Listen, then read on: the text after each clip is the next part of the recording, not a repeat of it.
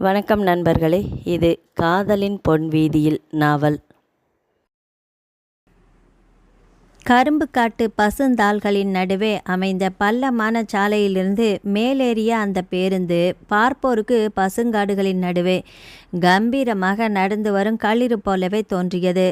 பிரதேசத்தை வெண்போர்வையாக போர்த்தியிருந்த கார்கால பனிமூட்டம் நெஞ்சுக்கூட்டை நிரப்ப அதிலிருந்து 7-8 பயணிகள் கம்பளியின் கதகதப்புக்குள் பதுங்கியிருந்தார்கள். இருபுறமும் பசுமையாக செழித்து பரவியிருந்த அந்த மலையடிவார ஊரில் பேருந்து நிறுத்தம் வரவும் நடத்துனர் பாலு விசில் சத்தத்தை ஒலிக்க நிறுத்தத்தில் வண்டியை நிறுத்தினான். ஓட்டுநராக இருந்த தீபன் கீழே இறங்கி சுற்றுமுற்றும் பார்த்த பாலு வழக்கமான கும்பலை காணாமல் அன்னை என்று தீபனை அழைத்தான். என்ன என்பது போல திரும்பி பார்த்தவனிடம் ஒரு ஹாரன் கொடுங்கண்ணே என்றான். ஏன் என்பது போல நெற்றியை சுருக்கவனிடம் உங்களுக்கு தெரியாதில்லன, வழக்கமாக வர்ற பள்ளி பிள்ளைகளில் ஒன்றை கூட காணோமே, ஹாரன் சத்தம் கேட்டால் ஓடி வந்துடுவாங்க என்றான். 2-3 முறை பெரிதாக ஒலித்த ஒலிப்பானை தொடர்ந்து பாலு எதிர்நோக்கியபடியே நின்ற திசையிலிருந்து அவள் வந்தா. இருபுறமும் படர்ந்திருந்த பசுஞ்சோலையின் நடுவே மஞ்சள் துப்பட்டா காற்றில் பறக்க புகை மூட்டத்திலிருந்து வெளிப்பட்ட பட்டாம்பூச்சி போல அவள் வந்தாள். அப்பாடா, அகிரா பொண்ணு வந்துடுச்சு, நிம்மதி பெருமூச்சு விட்டபடி நின்ற பாலுவிடம் வந்தவள், என்ன பாலன்னு இப்படி பண்ணினா என்ன அர்த்தம் என்று கேட்டாள் கோபமாக. 10 நிமிஷம் தானம்மா. 10 நிமிஷமா? 8:05க்கு வர வேண்டிய வண்டி 7:45க்கே வந்தால் என்ன அர்த்தமா? நேரப்படி எல்லாரும் கிளம்பி வர வேணாமா? அவங்க எல்லாம் வர வரைக்கும் காத்துருங்க. என்னம்மா இப்படி சொல்கிறீங்க? பின்ன எல்லாருமே பள்ளி கல்லூரின்னு போகிறவங்க. நீங்கள் பாட்டுக்கு சீக்கிரமாக வந்தால் வழக்கமாக 8:15 8:20ன்னு தாமதமாக தானே வருவீங்க. இப்போ என்ன நாங்கள் காத்திருக்கல? அப்போல்லாம் வந்துமா, அதெல்லாம் எனக்கு தெரியாதுன்னு. இருப்பது ஒரே ஒரு பேருந்து, இதை விட்டால் எங்களுக்கு வேறு வழியே கிடையாது.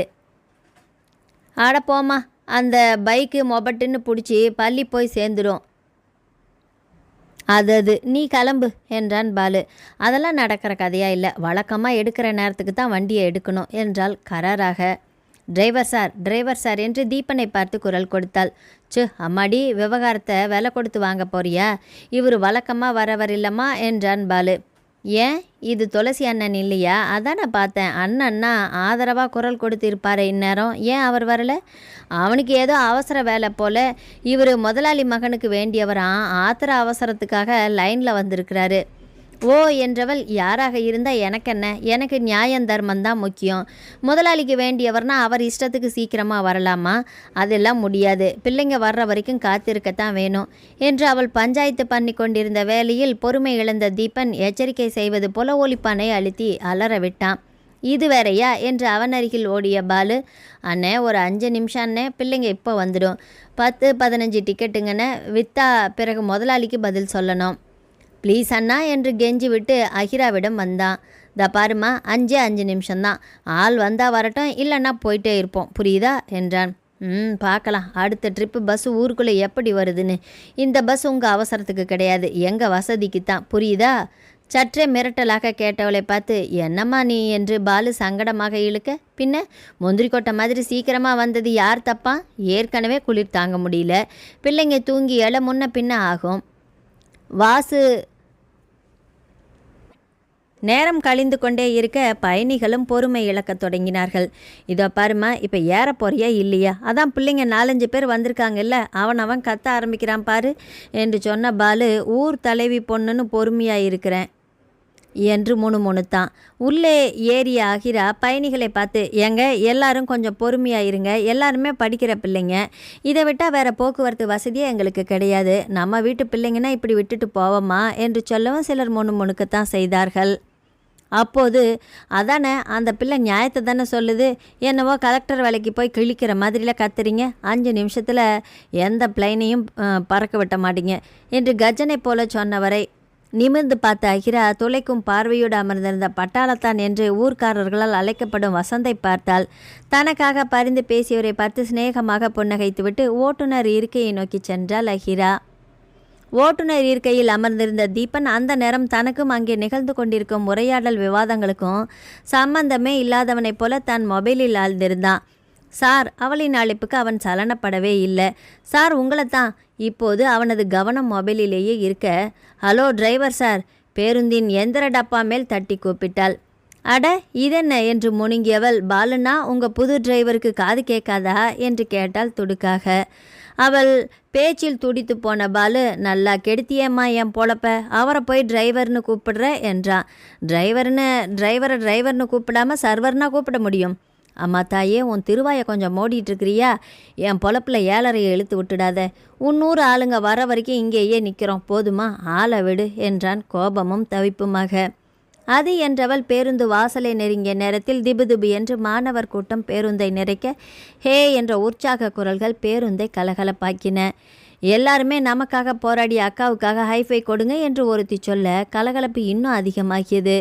அகிரா மாணவிகளின் மகிழ்ச்சியில் பங்கெடுப்பவள் போல புன்னகையுடன் ஓட்டுநரின் பின்னால் இருந்த இருக்கையில் அமர முயன்ற பொழுது பேருந்தின் விசையை உசுப்பி அதன் உருமல் ஒலிக்கு போட்டியாக அடிக்குரலில், இந்த வெற்று பாராட்டுக்கு தான் இந்த சீனா என்ற அலட்சிய சிரிப்புடன் கேட்டான் தீபன். ஏ என்று பேய் முழித்தபடி நின்றாள் அகிரா. பக்கத்தில் இருந்த சக மாணவி நந்தினி கலுக்கென்று சிரித்து அவளை இன்னும் வெறுப்பேற்றினாள். அவள் கல்லூரியில் சேர்ந்து இதோ இந்த கடைசி ஆண்டு வரை அவளை யாருமே இப்படி அலட்சியப்படுத்தியதே இல்லை. என்ன ஒரு திமிர்! மரியாதை கொடுத்து கூப்பிட்டா பதில் சொல்லாமல் அவமானப்படுத்தினா கடைசியில் நான் நீன்னு சீன் போட்டுட்டானமே. என்ன போய் அதுவும் அந்த நந்தினி முன்னாடியே. ஐயோ, அவள் சிரிப்பு இன்னும் என் காதலியே ஒலிக்குதே. மானத்தை வாங்கிட்டானே அந்த டிரைவர். கோபமாக பல்லை கடித்தபடியே அந்த மதிய இடைவேளையில் மரத்தடியில் சாய்ந்து நின்று அவளின் தோலை தொட்ட கார்த்திகா, இன்னுமாடி அதை நினச்சிக்கிட்டே இருக்கிற என்று கேட்டாள். பின்ன அதுவும் அந்த நந்தினி குரங்கு. போதுண்டி, பாவம் அவ. ஒத்த சிரிப்புக்காக உங்ககிட்ட இதோட 50 முறை திட்டு வாங்கிட்டா. அவள் ஏதோ ஒரு மனநிலையில் சிரிச்சிருப்பா. அதை போய் இல்லை, அவள் நக்கலாக தான் சிரிச்சா. இதில் வர வழி எல்லாமே அறிவுரை வேற. எப்படி சகிச்சுக்கிட்டு இருப்பேன்? சரி விடு. என்னால் அவளால் ஈஸியாலாம் விட முடியாதுடி. சரி, இப்போ உன் கோபம் அந்த டிரைவர் மேலேயா இல்லை நந்தினி மேலேயா என்று கேட்டாள் கார்த்திகா.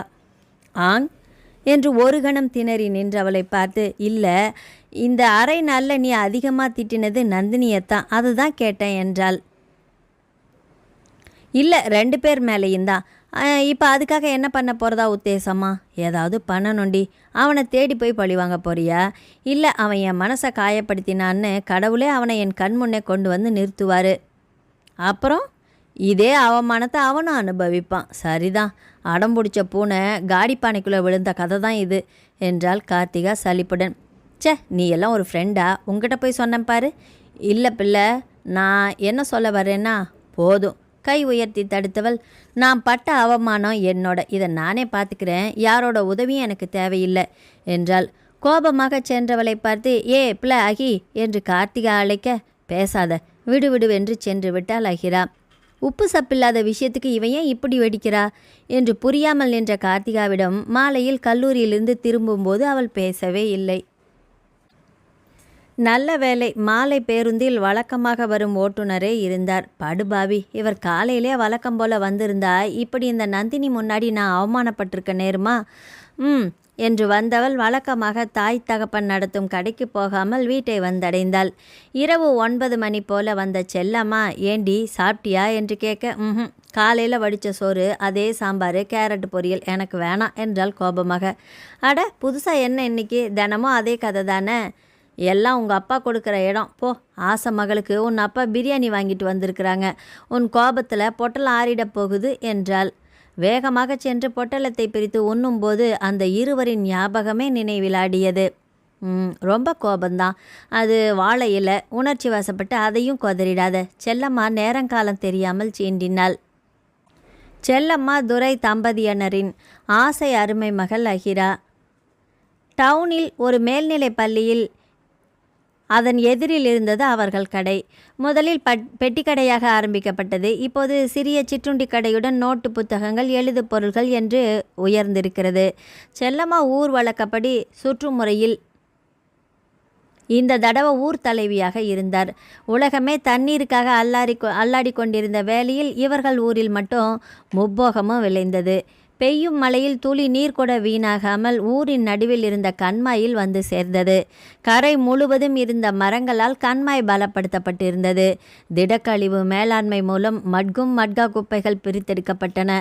ஊர் கூடி விவாதித்து ஒரே பயிரை நடாமல் வகை வகையாக இயற்கை விவசாய முறையில் பயிரிட்டதில் வெளியூர் வியாபாரிகளின் வரத்தும் அதிகரித்தது. இந்த நிலையில்தான் அயர்லாந்து நாட்டில் வாழும் இயந்திரமான தீபன் இத்தனை வருடங்களுக்கு பிறகு விவாகரத்து பெற்றுக்கொண்டு பெற்றோர் தத்தம் வழியில் செல்லவும் கல்லூரி படிப்பில் இருந்த தங்கையை அழைத்து கொண்டு தூரத்து உறவினரின் முகநூலில் அறிமுகமானவனுமான ரியா டிரான்ஸ்போர்ட் உரிமையாளரின் வாரிசான நிகிலனை தேடி அந்த ஊருக்கு வந்தான். இந்த 3 ஆண்டுகளில் பெற்றோர் அவர்களின் பங்காக தந்திருந்த பணத்தை முதலீடு செய்து ஓரளவு காலொன்ற தொடங்கி இருந்தான். விடுதியில் தங்கி படித்து கொண்டிருந்த எமி கல்லூரியின் இறுதி ஆண்டில் இருந்தாள். ஆக நீ சொல்கிறத பார்த்தா அந்த கிராமங்களில் எல்லாமே இயற்கை விவசாயம்தானா என்று கேட்டான் தீபன். அதான் சொல்கிறேனே, உன் சூப்பர் மார்க்கெட்டில் இதற்குன்னு தனி பிரிவை தொடங்கினா நல்லதுன்னு. ஏன்னா மக்களோட பார்வை மாறிக்கிட்டே வருது. நீ அந்த விவசாயிகளிடமிருந்து நேரடியாக கொள்முதல் பண்ணினா தரமான பொருட்களை நியாயமான விலையில் கொடுக்கலாம். எனக்கு தெரிந்த ஒருத்தர் மூலமாக மகளிர் சுய உதவி குழுக்களை சந்தித்தோம்னா சிறு தானியங்கள் இயற்கை உணவுகள் மூலம் சுவையும் தரமும் உள்ள தயாரிப்புகள் எல்லாமே கிடைக்கும். குழுன்னு ஏசியின் கண்ணாடி அறையில் எல்லாத்துக்குமே தனி மவுசு தானே, என்ன சொல்கிற என்று கேட்டான் நிகிலன். நீ சொன்னால் எல்லாமே சரியாக தான் நடக்கும். அந்த காட்டு பகுதியில் இருந்து ஆங்கிலேயர் கால கல் பங்களாவை வாங்க நான் கொஞ்சம் தயங்கினேன். ஆனால் இப்போ என்னாச்சு? சுற்றிலும் தோட்டம், பக்கத்தில் ஆண்டு முழுக்க ஓடும் ஆற்றில் படகு பயணம் என்று குடும்பங்கள் தங்கி செல்லும் சுற்றுலா மாளிகையாயிடுச்சு. உன் பிடிவாதம் தான் அதில் என்னை வெற்றி பெற வச்சுது. ஆனால் அதுலேயும் ஒரு பகுதியை நாள் முழுக்க சின்ன பெரிய திரைப்பட பிடிப்புக்காக ஒதுக்கி விட்ட பாரு, அங்கே தான் உன் வியாபார தந்திரமே என்றான் நிகிலன். இல்லை, அந்த இடத்துல இருந்த நில அமைப்புப்படி இத்தாலியன் மரபு தோட்டம் போட்டால் ரொம்ப நல்லா இருக்கும்னு அந்த தோட்டக்கலை நிபுணர் சொன்னதுனால பளிச்சிட்ட யோசனை தான் அது. எதையுமே நேர்மையான லாபத்தோடு பார்க்குறவன் தான் உண்மையான வியாபாரி. உன் அப்பா போல். நிச்சயமாக. சாதாரண மெக்கானிக்காக இருந்த அப்பா ஒரு ஓட்ட உடசல் பஸ்ஸை வாங்கி கடின உழைப்பால் இப்போது பஸ் கம்பெனி முதலாளியே ஆனது அது போலத்தானே என்றான் நிகிலன். அதையே பின்பற்றி அவர் மகனான நீ கல்லூரிகள் இருக்கும் சாலையாக பார்த்து தூர்ந்து போய் புதர்மண்டி கிடந்த குட்டையை ஆழப்படுத்தி வாய்க்கால் அமைப்பை சரி செஞ்சு பக்கத்திலேயே லேக் வியூ ரெஸ்டாரண்ட் வச்சு பெரிய பிஸ்னஸ் மேன் ஆயிட்டல்ல? ஆமாம், சுற்றி இருக்கும் மரங்கள் கூட்டத்தை நாடி வரும் பறவைகள் போல கல்லூரி பெண்கள் உங்கள் உணவகத்தை நாடி வரல என்று குறுக்கிட்ட எமி, இப்போ உங்கள் 2 பேருடைய சுயப்புராணத்தை ஒரு எபிசோட முழுக்காவே கேட்கணுமா? என்ன ஹாஸ்டலில் இருந்து கூட்டிகிட்டு இதுக்கு தான் வந்தீங்களா? நானும் தான் பார்க்குறேன் நிறுத்துவீங்கன்னு. தாங்க முடியலப்பா உங்களை என்று குறைப்பட்டாள். நண்பர்கள் இருவரும் ஒருவரை ஒருவர் பார்த்து சிரிக்க, அண்ணா சித்தப்பா ஃபோன் பண்ணாங்க, 4-5 முறை உன்னை அழைத்தாங்களாம், நீ எடுக்கலையாமே என்றாள் எமி. எனக்கா என்று கேட்டவன் ஃபோனை எடுத்து பார்த்தான். அட, கேட்கவே இல்லையே என்றபோது, கோவிலுக்கு போகும்போது நீதானே சத்தம் குறைவாக வச்சு மறந்துட்டியா என்று நினைமூட்டினான் நிகிலன். ஆனால் உன் குடும்பம் ரொம்ப கிரேட்பா, 3 தலைமுறைகளாக சொத்துக்களை பிரிக்காமல் விவசாயம் செஞ்சிட்டு இருக்காங்களே என்றான். இப்போ தான் சொத்துக்களை பிரிப்பது தொடர்பாக பேச்சு வந்திருக்குது. அப்போ உன் அப்பாவும் வருவாங்க தானே? தாத்தாவுக்கு அப்பா மட்டும்தானே? இங்கே உங்களுதெல்லாம் உனக்கு மட்டும்தானா? என்ன சொல்லி இருக்கிறாங்க? உன் அப்பா மேலே உனக்கு இன்னமும் கோபம் இருக்கா? 2 பேர் மேலேயும் தான். ஆனால் இப்போ புரியுது, அது அவரவர் மனசு சம்மந்தப்பட்ட விஷயம். எமிக்கு இந்த வயசில் இப்படி ஒரு இழப்பான்னு முதல்ல தோணுச்சு தான். ஆனால் இப்போது எங்களோட இந்த வயசு வரைக்குமே அவங்க தங்கள் கசப்புகளை எங்களுக்காக சகித்து கொண்டு இருந்திருப்பாங்களோன்னு தோணுது. ஆனால் எமி பற்றின கவலை தான் எனக்கு. சில விஷயங்களுக்கு அம்மா என்கிற உறவு கண்டிப்பாக தேவைதானே என்றான் உணர்ச்சி வசப்பட்டு. அதனால் என்ன, நாம தான் இருக்கிறோமில்ல அவளுக்கு எல்லாமுமாக. பெண் பிள்ளைக்காக தவம் இருந்து எனக்கு இப்போ அந்த குறையே இல்லைன்னு ஆனந்த கண்ணீர் விட்ட அம்மா இருக்கிறாங்க. அப்புறம் என்ன கவலையா என்றான் நிகிலன். தன்னை தன் உடன்பிறப்பாக எண்ணி அன்பு செய்யும் நண்பனை உணர்ச்சி பொங்க பார்த்தான் தீபன். ஐயோ கடவுளே, திரும்பவும் ஆரம்பிச்சிட்டிங்களாப்பா? நான் திரும்பவும் ஹாஸ்டலுக்கே போயிடுறேன். இவருக்காக அவர் உருகிறதும் அவருக்காக இவர் இருக்கிறதும். அப்பா, ஊரில் 1000 நண்பர்களை பார்த்துருக்குறேன், ஆனால் உங்களை போல ஐயய்ய ஆளை விடுங்க சாமி. எமி சலிப்பாக சொல்வது போல கிண்டல் அடித்தாள். அந்த வார விடுமுறை நாளில் அகிரா தன் தந்தையின் மொபட்டுடன் பக்கத்து வீட்டு சிறுமி ராணியையும் அழைத்து கொண்டு அந்த பாறை குன்றின் குறுக்கே சென்ற சாலையில் சென்று கொண்டிருந்தாள். அந்த நேரம் பின்னால் இருந்த ராணி, அக்கா அதோ அந்த கிளையில் இருக்கிற மீன் கொத்திய பாரு என்று அவளின் முதுகை தட்டினாள். சி, பேசாமவா, மீன் கொத்திய பார்த்ததில்ல. அக்கா ப்ளீஸ், வண்டியை கொஞ்சம் நிறுத்தேன். பேசாமவா, நேரமாச்சு. ப்ளீஸ்கா ப்ளீஸ் ப்ளீஸ் என்று அவள் ஓயாமல் நிமிண்ட வண்டியை நிறுத்தியவள், சும்மா வரமாட்டியா? எப்போ பாரு நொய்னே என்று கோபமாக கத்த, நீ தானே என்னை கூட்டிகிட்டு வந்த, நான் வரமாட்டேன்னு தானே சொன்னேன் பதிலுக்கு முறுக்கினாள் ராணி. என்ன சொல்லணும் என்று சொன்னவள், ஏறி தொலை, அந்த மீன் கொத்தி இந்த நேரம் பறந்திருக்கும் என்றபடி வண்டியை திருப்பி ராணி சொன்ன இடத்தில் கொண்டு வந்து நிறுத்தினா.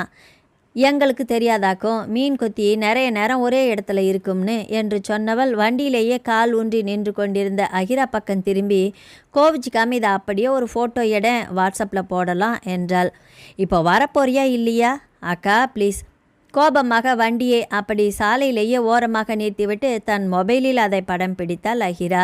அதை வாங்கி பார்த்த ராணி, ஐயே என்ன இது, ஒரு ஃபோட்டோ கூட உனக்கு சரியாக எடுக்க தெரியாதா என்று கேட்டுவிட்டு, இரு நானே எடுக்கிறேன் என்று கொஞ்சம் பக்கமாக போய் அவள் புகைப்படம் எடுத்து கொண்டிருந்த போது சாலையில் வந்த அந்த ஜீப் அவளின் வாகனத்தை தட்டிவிட்டு சென்றது.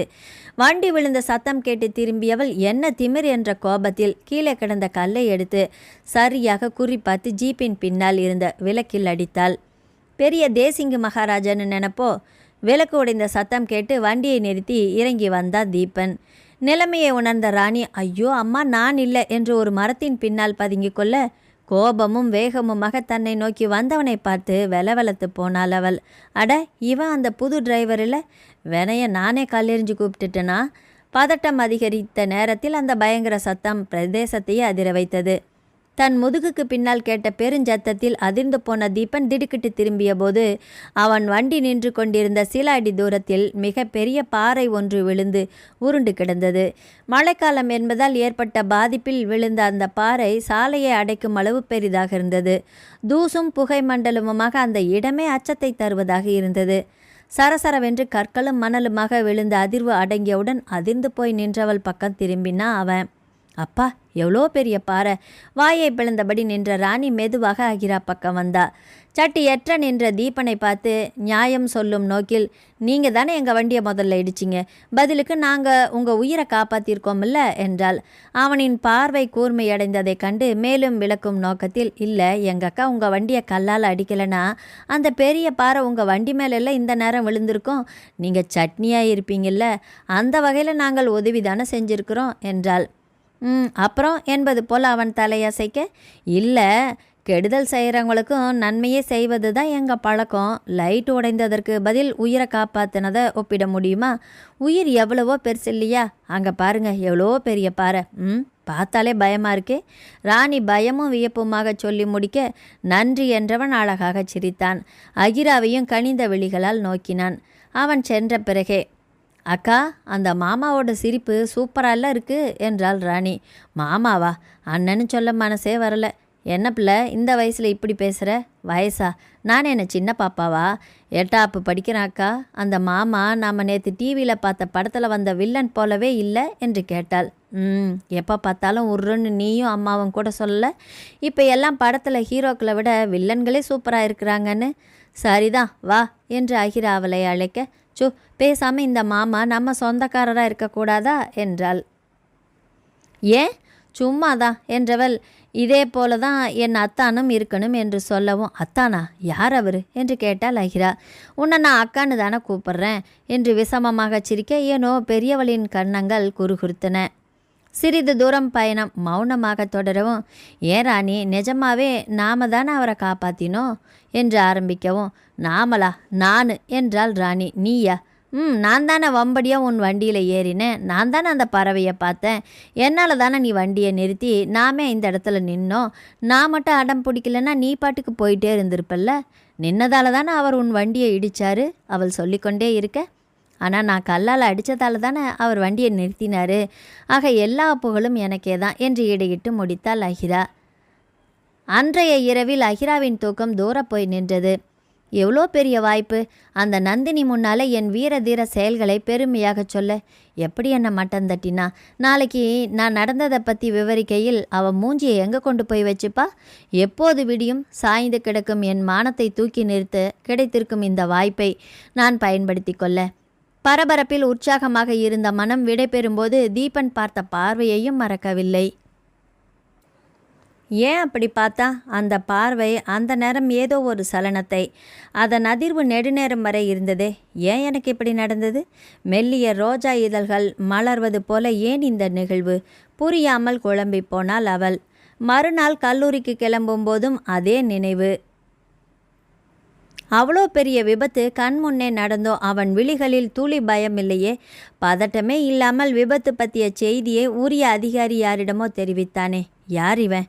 நடத்துனர் பாலு முதலாளி மகனின் தோழன் என்றானே. அந்த ஜீப்பும் நடை உடை பாவனைகளும். யார் இவன்? யார் இவன்? இந்த சுற்று வட்டாரத்தில் பார்த்ததாக ஞாபகமே இல்லையே. முன்ன பின்ன அறிமுகம் இல்லாதவரை எதேச்சையாக 3 முறை பார்த்தால் ஏதோ விட்டக்குறை தொட்டக்குறை தொடர்பு உண்டு என்பார்களே. ஒருவேளை அதுபோல. ஆனால் 3 முறைக்கு பதிலாக 2 முறை தானே பார்த்திருக்கிறேன். அந்த 3ஆம் முறை சந்திப்பு இனி எங்கே, எப்போது? புதிய வகையாக உற்சாகம் அனுமதி இல்லாமல் வந்து தொற்றிக்கொண்டது. அந்த உற்சாகம் தந்த திமிரில் கண்கள் தினமும் அந்த ஓட்டை வண்டியின் ஓட்டுநர் இருக்கையை ஆர்வமாக தேடியது. ஏமாற்றம் தந்த சோர்வில் அந்த பாறை கரைக்கு கூட 4-5 முறை போய் வந்தாள். ஜன்னலோர இருக்கையில் சண்டை போட்டு இடம் பிடித்து பேருந்தின் தடவழி பாதை எங்குமே அவனை தேடினாள். எங்கும் அவனை காணாமல் தவித்து போனவளின் மனதில் உற்சாக ஊற்றை உயிர்ப்பிக்க எதிர்பாராத நேரத்தில் அந்த சந்திப்பு நிகழ்ந்தது. அன்று சக தோழி ஒருத்தியின் பிறந்தநாள் கொண்டாட்டத்திற்காக அகிராவும் அவளின் சகாக்களும் அந்த ஏரிக்கரை திறந்தவெளி உணவகத்திற்கு வந்திருந்தனர்.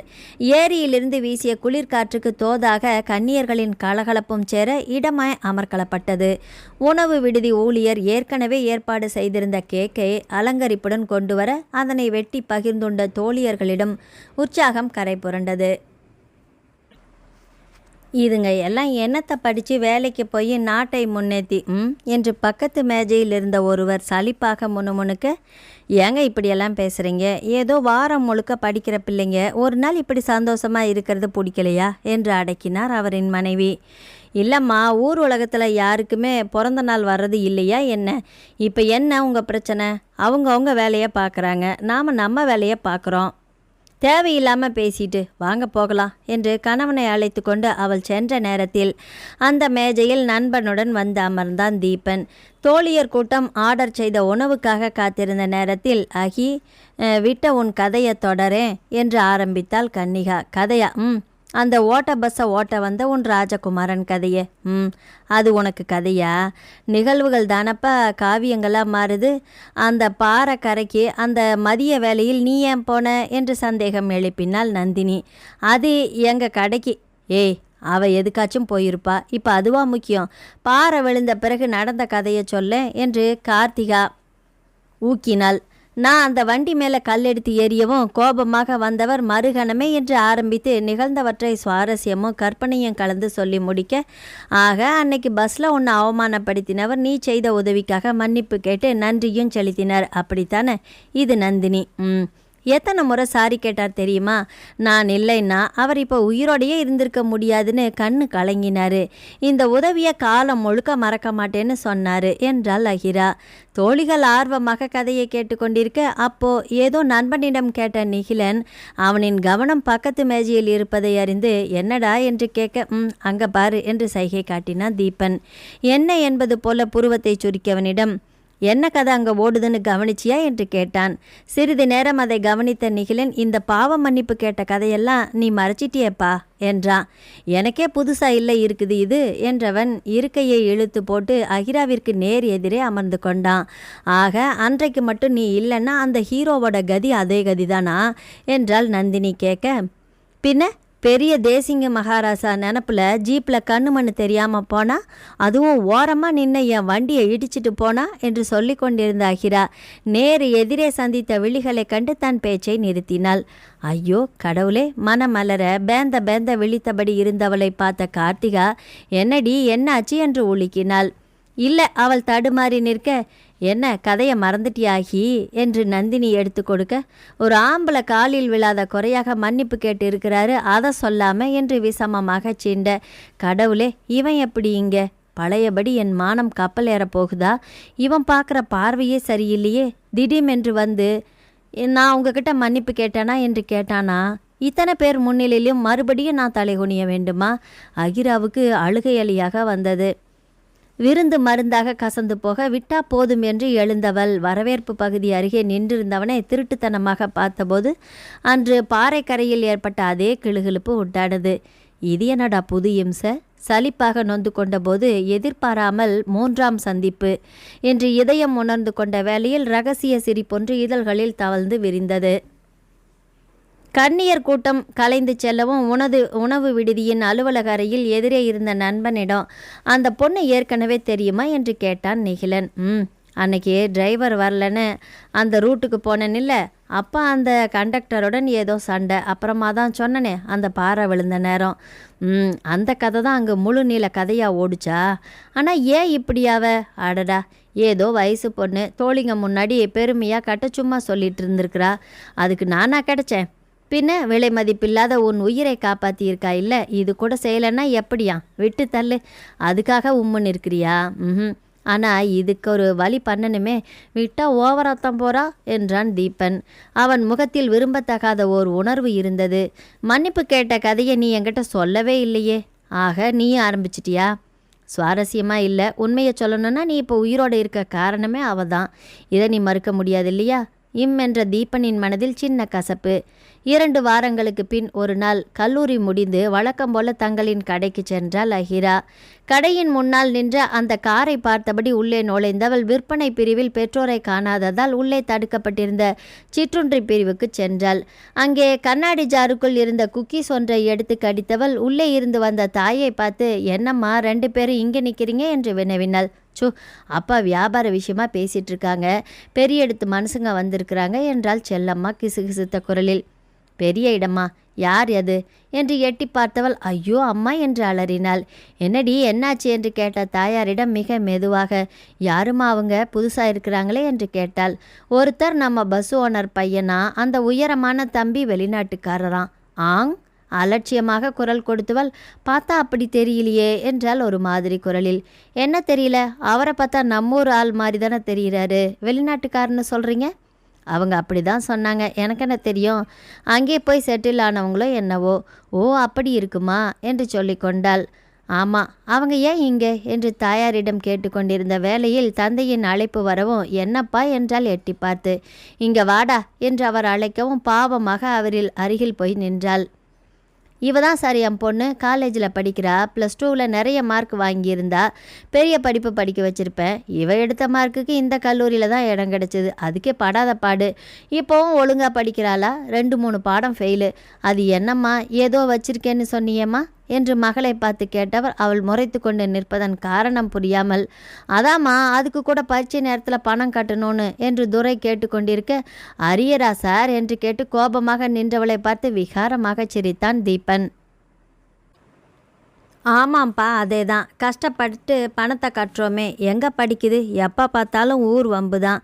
அன்னைக்கு கூட உங்கள் பஸ்ஸில் புது டிரைவராமே ஏதோ திட்டான் போல். சாயந்தரம் வீட்டுக்கு வந்தும் கோபம் தீராமல் அவன் திட்டின திட்டு அவனை. பாவம் அந்த ஆள், நேரில் மட்டும் கேட்டிருந்தானா செத்தே போயிருப்பான் என்று தந்தை அவளின் மானத்தை கூறு போட்டு கொண்டிருந்தார். அதற்கு மேல் பொறுக்க மாட்டாமல், எதுக்குப்பா கூப்பிட்டீங்க என்று கேட்டுவிட்டு அப்புறமா வச்சுக்கிறேன் என்று தந்தை காதில் மட்டும் கேட்கும் குரலில் மிரட்டல் விட்டாள் அஹிரா.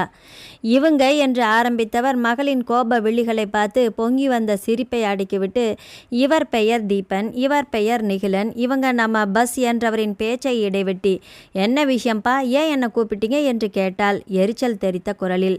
வந்துமா, நம்ம கடைக்கு அந்த சுய உதவி குழுக்கள் மூலம் தயாரிக்கிற பொருட்கள் வருதில்ல, அதுபோல் இவங்களுக்குமே வேணுமா கத்திரிக்காய் குழுவா? அதேதாம்மா, அவங்கள இவங்களுக்கு அறிமுகப்படுத்தி விட்டால் மற்றதை இவங்க பார்த்துப்பாங்க. பெரிய சூப்பர் மார்க்கெட் வச்சுருக்குறாங்க. இப்போவெல்லாம் சிறுதானிய பண்டங்களுக்கு மவுஸ் அதிகமாச்சே. அதோட நலங்கு மாவு, குளியல் பவுடர்னு குழுவோட தயாரிப்புகளுக்கு வியாபார தலமும் கிடைக்குமில்ல. சரிப்பா, இதுதான் எங்கள் கடை முகவரி. மாதிரிகளோடு அவங்கள சீக்கிரமாகவே கூட்டிகிட்டு வந்தால் நல்லா இருக்கும் என்றான் நிகிலன். இந்த வாரம் முழுக்க எனக்கு வகுப்பு இருக்குது, விடுமுறை எடுக்க முடியாது, வார இறுதி நாட்களில் பார்க்கலாம். அடக்கழுத, எத்தனை நாள் கல்லூரிக்கு போகாமல் படத்துக்கு போய் ஏமாற்றியிருக்க? படித்த பிள்ளை, சுந்தர்கிட்ட தெளிவாக பேசுவேன்னு பார்த்தா காலேஜ் லீவுன்னு அந்த கார்டை இங்கே கொண்டா, அம்மாவை அனுப்புகிறேன் என்றவர், எவ்வளோ பெரியவங்க நம்மளை தேடி வந்திருக்கிறாங்க அது புரியாமல் என்று மகளை சிடுசிடுத்தார். கெத்து காட்ட நினைத்த தன் மானம் சரிவதை உணர்ந்தவள் பேசாமல் அங்கிருந்து நகர்ந்தாள். அவ்வாறு போகும்போது போகிற போக்கில் பார்த்த பார்வையில் தீபன் சிரிப்பை அடக்குவது அவளின் கண்களில் வெளிப்பட கடுகடு என்று வந்தவள், அப்பா என்ன சொன்னாங்க என்று கேட்ட தாயிடம் தன் கோபத்தை எல்லாம் கொட்டினாள். உன் புருஷனுக்கு அறிவே இல்லையா என்றாள். என்னாச்சு? அந்த ஆளுங்க முன்னாடி எவ்வளவு அசிங்கம்! அரியர் கதையெல்லாம் அவங்கக்கிட்ட சொல்லணுமா என்ன? நான் என்ன பொருட்கள் வாங்க விற்க என்று இருக்கிற இடத்தை தரகரா இடைத்தரகரா? பிஸ்னஸில் ஏன் என்னை இழுக்கிறீங்க? எனக்கு வேறு வேலையே இல்லையா? கோபமாக பொரிந்தவளை பார்த்து இவளுக்கு என்ன ஆச்சு என்று வியந்து நின்றாள் செல்லம்மா. 2 நாளில் சுந்தரியுடனான சந்திப்பு லாபகரமாக முடிய அதை பற்றிய பேச்சு அன்றைய இரவு சாப்பாட்டில் எழுந்தது. இது நியாயமே இல்லைப்பா, இப்படி அவங்க மொத்தமாக வாங்கினா சின்ன சின்ன கடைகளில் இவங்க தயாரிப்புகளை கொடுக்க முடியாது இல்லையா? அதனால் வியாபாரம் பாதிக்கும் இல்லை? அதெல்லாம் பேசி சரி பண்ணியாச்சு. ஏற்கனவே அதே மாதிரி சின்ன கடைகளிலிருந்து சில சமயம் சரக்கு அதிகமாக திரும்பி வருமா, அதனால் தயாரிப்புகளை அதிகப்படுத்துவதோடு சிறு கடைகளில் தேவைப்படும் அளவில் மட்டுமே தருவாங்களாம் என்றார் துரை. ஓ என்று அவள் சொன்னபோது, அந்த பயல்களுக்கு என்ன ஒரு வியாபார தந்திரம் திறமை தெரியுமா? நேர்மையும் நியாயமும் தவறாமல் லாபமும் குறையாமல் எவ்வளவு நேக்கா திட்டம் போடுறாங்க தெரியுமா என்று சிலாகித்தார் தந்தை. சுந்தரி தீபனை சந்தித்துவிட்டு வரும் வழியிலேயே பல முறை தன் நன்றியை தெரிவித்து விட்டாள் அகிராவிடம். எனக்கு எதுக்குக்கா நன்றி? உங்கள் கடின உழைப்புக்கு நேர்மைக்கு கிடைச்ச வெற்றி இது. எத்தனை நாள் கடைகளை ஏறி இறங்கியிருக்கோம் தெரியுமா? குழு உறுப்பினர்கள் எல்லாமே நல்லா உழைக்க தயாராக இருக்கோம். அதற்கான வாய்ப்பு கிடைக்காம இருந்தது. இப்படி மொத்த ஆர்டரும் கிடைச்சதால எங்களுக்கு புத்துணர்வு கிடைச்சிருக்குது என்றாள் சுந்தரி. இத்தனைக்கும் மத்தியிலும் ஒரு விஷயம் அகிராவை நிமிட்டி கொண்டே இருந்தது. தீபனை அவள் சந்தித்து இந்த 4-5 சந்திப்புகளில் அவனின் பார்வையில் வித்தியாசமான ஏதோ ஒன்று இருந்தது. அதை சாதாரணமாக விலக்கி தள்ளாதபடி பலவித விளைவுகள் அவளில் நிகழ்ந்திருந்தன. அதில் ஏதோ ஒன்று இருக்கிறது. அது என்ன? அதுதான் அதுவா? ஐயோ, அப்படித்தானா? வெக்க உணர்வு தலை தூக்க ஒருவித மாய சூழலுக்குள் சிக்கிக்கொண்டாள் அகிரா. மறுவாரம் மதியத்துக்கு மேலே பருவ தேர்வுக்காக கிளம்பியவள் அந்த நேரம் வேறு போக்குவரத்து வசதிகள் இல்லாததால் தந்தையின் வண்டியையே எடுத்துக்கொண்டா. அது நடுவழியில் பழுதாகி நிற்க டென்ஷனின் உச்சத்தில் இருந்தாள். 2 நாள் மழைக்கு வானம் பளிரென்று சிரித்து சுல்லென்று சூரியன் ஒளியை பாய்ச்சி கொண்டிருக்க இன்னும் 40 நிமிடங்கள் தான் இருந்தன. தடுமாறி மெயின் ரோட்டில் ஏறி ஆட்டோ பிடித்து திரும்பவும் மறு ஆட்டோ ஏறி, கடவுளே, பரீட்சை காலுக்குள் சரியான நேரத்தில் போய்விட முடியுமா? மதிய வேலை என்பதால் சாலையில் ஒரு ஈக்காக்கா கூட காணவில்லை. வண்டியை ஒரு மரத்தடியில் நிறுத்தி பூட்டிவிட்டு வேர்வையும் விறுவிறுப்புமாக நடந்தா. எவ்வளவுதான் காலை எட்டி போட்ட பின்பும் தூரம் குறைந்த பாடே இல்லை. அத்தனை தெய்வங்களையும் துணைக்கு அழைத்திருந்த போது அவளின் நம்பிக்கை மேகம் களையத் தொடங்கியது. அந்த நேரம் அந்த புது மாடல் புல்லட் வரவும் நம்பிக்கையாக அதனை ஏறிட்டவள் அதன் தோரணையை பார்த்து சோர்வடைந்தாள். யாரோ வெளியூர்காரம் போல. 4 எட்டு எடுத்து வைக்கும்போதே அந்த வண்டி அவள் அருகில் வந்து நின்றது. ஒரு கணம் நிதானித்தவள் தூக்கிய ஹெல்மெட்டின் ஊடே தெரிந்த அந்த முகத்தை பார்த்து சொல்லன்னா நிம்மதியடைந்தாள். தீபன் என்னாச்சு என்று கேட்டவனிடம் விளக்கம் சொல்லும் போதே கண்களில் கண்ணீர் வழிந்தது. வியர்வையும் கசகசப்பும் கண்ணீருமாக நின்றவளை பார்த்தவன் ஏறி என்றான். சரியான நேரத்தில் கல்லூரி வாசலில் வந்து இறங்கியவள் நன்றி உணர்வில் தழுதழுத்த போது, முதல்ல முகத்தை கழுவி மனதை அமைதிப்படுத்திக்கிட்டு போ என்றான். இம்மென்று ஓடியவளுக்கு அன்று மாலை பேருந்துக்காக காத்திருக்கும் போது எதிர்பாராமல் ஏற்பட்ட அன்றைய மதிய பயணத்தின் நினைவு. அவசரமும் பதட்டுமாக மேற்கொண்ட பயண நேரம் அந்த நேரம் திரைப்பட காட்சியாக கிளுகிளுப்பை தந்தது. அவளை அறியாமலே நினைவுகளில் ஊறியிருந்த அந்த வாசனை வீரியம் பெற்று மயக்கத்தை தந்தது. அன்றிலிருந்து மாய உலகின் வர்ணஜால சூழலில் அவளின் பல்வேறு கனவுகள் உயிர் பெற்று அவளை ஒரு மிதப்பில் வலம் வர வைத்தன. கல்லூரி மரத்தடியில் அகிராவை சூழ நின்ற தோழிகள், நீ சொல்கிறது நம்பும்படியா இல்லையேப்பா என்றனர். ஆமாம், அதெப்படி உனக்கு ஒன்றுன்னா அவர் வரதும் அவருக்கு ஒன்றுன்னா நீ உதவுறதும் என்னால் நம்பவே முடியல என்றாள் நந்தினி. அதுதான் விதி போல என்று அகிரா இவ்வளவு தூரம் விஷயத்தை பெரிதாக்கியதே அவளுக்காகத்தானே. அவளே சந்தேகம் எழுப்பவும் இன்னும் வீம்பு அதிகமாகியது. இவளை நம்ப வைக்க ஏதேனும் செஞ்சாகணுமே. நீ சொல்கிற கதையை பார்த்தா விதி வரிந்து கட்டி கொண்டு உங்கள் 2 பேர் பின்னாடியுமே அலையிற மாதிரி இல்லை இருக்குது. இது நந்தினியின் குசும்பான கேள்வி. ஆமாம், நந்தினி சொல்கிறதும் சரிதானே. இது கன்னிகா. நீ அவர் வண்டியில் வந்ததை நாங்கள் யாருமே பார்க்கலையே, பின்ன எப்படி நம்புறதா?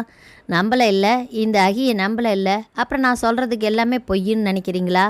அப்படி இல்லைப்பா, நாங்கள் சொல்கிறது என்னென்னா என்ன, உங்கள் கண் முன்னாடியே நான் அவர் கூட சகஜமாக பேசினா நம்புவீங்களா? பேசி சிரித்தா சந்தேகம் இல்லாமல் நம்புவீங்களா? கண்டிப்பாக நம்புகிறோம். ஆனால் எப்படி, எங்கே என்று நந்தினி கேட்க, நீயே சொல்ல, உனக்கு தான் சந்தேகம் அதிகமே. ஆமாம், எனக்கு ஒரு சந்தேகம் என்று ஆரம்பித்த கன்னிகா, நீ அந்த ஆள் விஷயத்தில் இவ்வளவு ஆர்வமாக இருக்கிறியே, அவர் மேலே அப்படி என்னதான் ஈர்ப்பு என்று கேட்டாள். சச்ச, அப்படியெல்லாம் எதுவும் இல்லை, ஜஸ்ட் ஃப்ரெண்டு, அவ்வளோதான் என்றாள் அகிரா. ஓஹோ, என்ன ஓஹோ என்று கேட்கும்போதே கண்ண கதுப்புகளில் புதுவித இம்சை. அதான் பார்க்க போகிறோமே, அப்போ தெரியும் நம்ம ஆள் சாயம் என்ற நந்தினியை வெறித்தாள் கார்த்திகா. அதான் அவள் சொல்கிறா இல்லை, சும்மா நண்டு மாதிரி பிராண்டிக்கிட்டே இருந்தால் என்ன அர்த்தம் என்றாள். போட்டியை அவர் சூப்பர் மார்க்கெட்லேயே வச்சுப்போமா என்று சந்தேகம் தீர்ந்ததா, இந்த பேச்சை எடுக்கவே மாட்டேன் போதுமா என்றாள் நந்தினி. சரி, ஏகமனதாக சம்மத குரல்கள் எழுந்தது. தேர்வு முடிந்து கடைசி நாள் அந்த கும்பல் ஆரவாரத்துடன் கடைக்குள் நுழைந்த நேரத்தில் அகிராவின் மனதில் ஒருவித பதட்டமும் பரபரப்பும் வந்தது. நேர்த்தியும் தூய்மையாக இருந்த கடையில் ஒரு கோடியில் இருந்த கண்ணாடி தடிப்பிற்குள் இருந்தார் தீபன். கடையை முழுவதுமாக ஆராய்ந்த அகிரா எதேச்சியாக நிமிர்ந்தவனை சந்தித்த போது பழைய சிலு சிலு உணர்வுக்கு பதில் நெஞ்சை அழுத்தும் புதுவித வலியை உணர்ந்தாள். ஏன், என்னகி, உன் ஆள் உன்னை பார்த்த பிறகும் கம்முன்னு இருக்கிறாரே என்று சீண்ட ஆரம்பித்தாள் நந்தினி. இப்போதானே வந்திருக்கிறோம், கொஞ்சம் பொறுத்து தான் பாரு என்று அவளை அடக்கினாள் கார்த்திகா. சில நிமிடங்கள் எல்லா பிரிவையும் சுற்றி பார்ப்பதில் செலவு செய்துவிட்டு மெதுவாக அகிரா கவுண்டரில் இருந்த தெரிந்த பெண்ணை பிடித்தாள். என்னக்கா என்று கேட்டவளிடம், இல்லை, ஓனரை காணோமே என்றாள். ஏங்கா, அதோ அவர் ரூமில் என்று அவள் சைகை காட்ட ஓ என்று அப்போதுதான் பார்ப்பது போல பார்த்த அகிராவிடம், என்ன விஷயங்கா என்று கேட்டாள் அந்த பெண். அது ஒன்றுமில்லை, மகளிர் தலைவி சில விஷயங்களை சொல்லணும்னு சொன்னாங்க, அது பற்றி பேசதான். வாங்கக்கா, கூட்டிகிட்டு போகிறேன் என்றாள் அவள். இல்லை, ரொம்ப அவசரம் இல்லை, அப்புறமா பார்த்துக்கலாம். அவரை ஏன் வேலை நேரத்தில் டிஸ்டர்ப் பண்ணணும்? அது அந்த கிறிஸ்டல் பொருட்கள் வச்சுருக்கிற பிரிவில் அந்த ஜோடி புறாக்கில் கொஞ்சம் எடை என்று பேச்சை மாற்றினாள் அகிரா. மிக கவனமாக அவள் எடுத்து தந்த பொருளின் விலை 2000 ரூபாய் என்றிருந்தது. இவ்வளவு விலையா? எல்லாமே வெளிநாட்டிலிருந்து வந்தது, நுணுக்கமான வேலைப்பாடு இல்லையா? அந்த பெண் சொல்ல, ஏய், அதை கொஞ்சம் எடு, இதை எடு என்று ஆளுக்கு ஒவ்வொன்றாக பார்த்து கொண்டிருந்த நேரத்தில்தான் தன் அறையை விட்டு வெளியே வந்தான் தீபன். அக்கா, ஓனர் வர்றாரு, இப்படி எல்லாவற்றையும் எடுத்தா திட்டுவார். ஏன், பொருட்களை பார்த்து பிடிச்சிருந்தா தானே வாங்க முடியும் என்றாள் கனிகா. அதில்ல, இதெல்லாம் விலை அதிகமானது இல்லையா? ஏன், எங்களை பார்த்தா வாங்குற மாதிரி தெரியலையா என்று கேட்டாள் நந்தினி. அப்படி இல்லைக்கா, வந்து இதை பாருமா, 10 பொருட்களை பார்த்து பிடிச்சிருந்தா உன்னை எடுப்போம், பொருட்களையே பார்க்கக்கூடாதுன்னா எப்படி வாங்கிறது? நந்தினி போட்ட பொடியில் விழித்தபடி நின்றாள் கடைப்பெண். அருகே வந்த தீபனை கண்ட தோழிகள், பார்டா, ஆளை பார்க்கவும் வந்துட்டாரே, ஏய் அகி, சூப்பர் டி, இன்றைக்கு நந்தினி தான் பாட்டி வைக்கணும் என்று ஆளுக்கு ரகசிய சமிக்கைகளை பரிமாறிக்கொள்ள என்ன என்று கேட்டவனின் குரலில் அந்த இடமே நிசப்தமானது. நீ என்ன இங்கே நிற்கிற என்று கடைப்பெண்ணிடம் கேட்டான் அவன் அதிகார தோரணையில். இல்லை சார், வந்து இவங்க தான், போய் உன் வேலையை பாரு என்று அவளை விரட்டியவன், ஆமாம், உங்களுக்கு என்ன வேணும் என்று கேட்டான். இந்த பரிசு பொருளை வாங்க வந்தால் வாங்கிட்டு போயிட்டே இருக்கணும், இது என்ன காபி ஷாப்பா, கூடி நின்று அரட்டை அடிக்க? இல்லை சார், வர்ற கஸ்டமரை டிஸ்டர்ப் பண்ணாமல் இடத்த காலி பண்ணுங்க. போகிறோம் சார், இந்த அகிரா தான் தெரிஞ்சவங்க கடை, விலை குறைவாக வாங்கி தரேன்னு இங்கே கூட்டிகிட்டு வந்துட்டா என்று அவளை கோத்து விட்டு விட்டாள் நந்தினி. ஐயோ, இவ வேற நிலைமை புரியாமல் என்று பதறி போன அகிரா, என்னடி இது என்று அவளை தடுக்க, நீதானடி சொன்ன இவர் உனக்கு ரொம்ப பழக்கம், தெரிந்தவர், அப்படி இப்படின்னு. ப்ளீஸ் நந்தினி, அகிரா அழாத குறையாக அவளை கெஞ்சலாக தடுக்க முயல. தெரிந்தவர்னா போக வர பார்க்கிற எல்லாருமே தெரிஞ்சவங்க தானே, விலை மலிவா வாங்க இது என்ன நடைபாதை கடையா? அரை மணி நேரமாக நானும் பார்க்குறேன், அரட்டையும் கும்பாலமா, இது அதுக்கான இடமும் இல்லை, புரியுதா என்று அகிராவை பார்த்து மிரட்டல் விட்டான் அவன். கடவுளே, இவளுங்க முன்னாடி என் மானம் போச்சே, இப்படி எல்லார் முன்னாடியும் காய்ச்சி எடுத்து விட்டானே, காலம் முழுக்க போதுமே இந்த அவமானம் என்று கவலையில் துளிர்த்த கண்ணீரை அடக்க அவள் முயன்று கொண்டிருந்த வேளையில், போலாம்டி, பொல்லாத கடை என்று கோபமாக சொல்லியபடி அகிராவின் முதுகை தட்டினாள் நந்தினி. எதிர்பாராத அந்த அதிர்வில் ஏற்கனவே நிலை குலைந்து நின்றவள் கையில் இருந்த பொருளை தவற விட்டு விட்டாள். கலீர் என்ற ஓசையோடு விழுந்த பொருளோடு அவளின் கண்ணீரும் உடைந்து வழிந்தது. நிசப்தத்தை கிழித்து கேட்ட ஒளியில் திரும்பியவன், ஷிட், இது வேறையா? பொருளுக்கான பணத்தை வாங்கிக்கிட்டு அவங்கள வெளியில் அனுப்பு என்று பணியாளரை பணித்துவிட்டு கவுண்டர் பக்கம் போனான். தோழிகள் ஆள் ஆளுக்கு கையில் இருந்த பணத்தை போட்டு பில்லை கட்டிவிட்டு வெளியே வந்த நேரத்தில், என்ன மனுஷனோ, எவ்வளோ பெரிய ஆபத்திலிருந்து உயிரை காப்பாற்றி இருக்கா, அந்த நன்றியுணர்வு கொஞ்சம் கூட இல்லாமல் இப்படி ஓட ஓட விரட்டுறாரு, என்ன ஜென்மமோ. நந்தினி வேண்டுமென்றே சத்தமாக சொல்ல, சும்மா இருடி என்று வேகமாக அகிரா அவளை அடக்கிய நேரம் ஹலோ என்று அழைத்தான் தீபன்.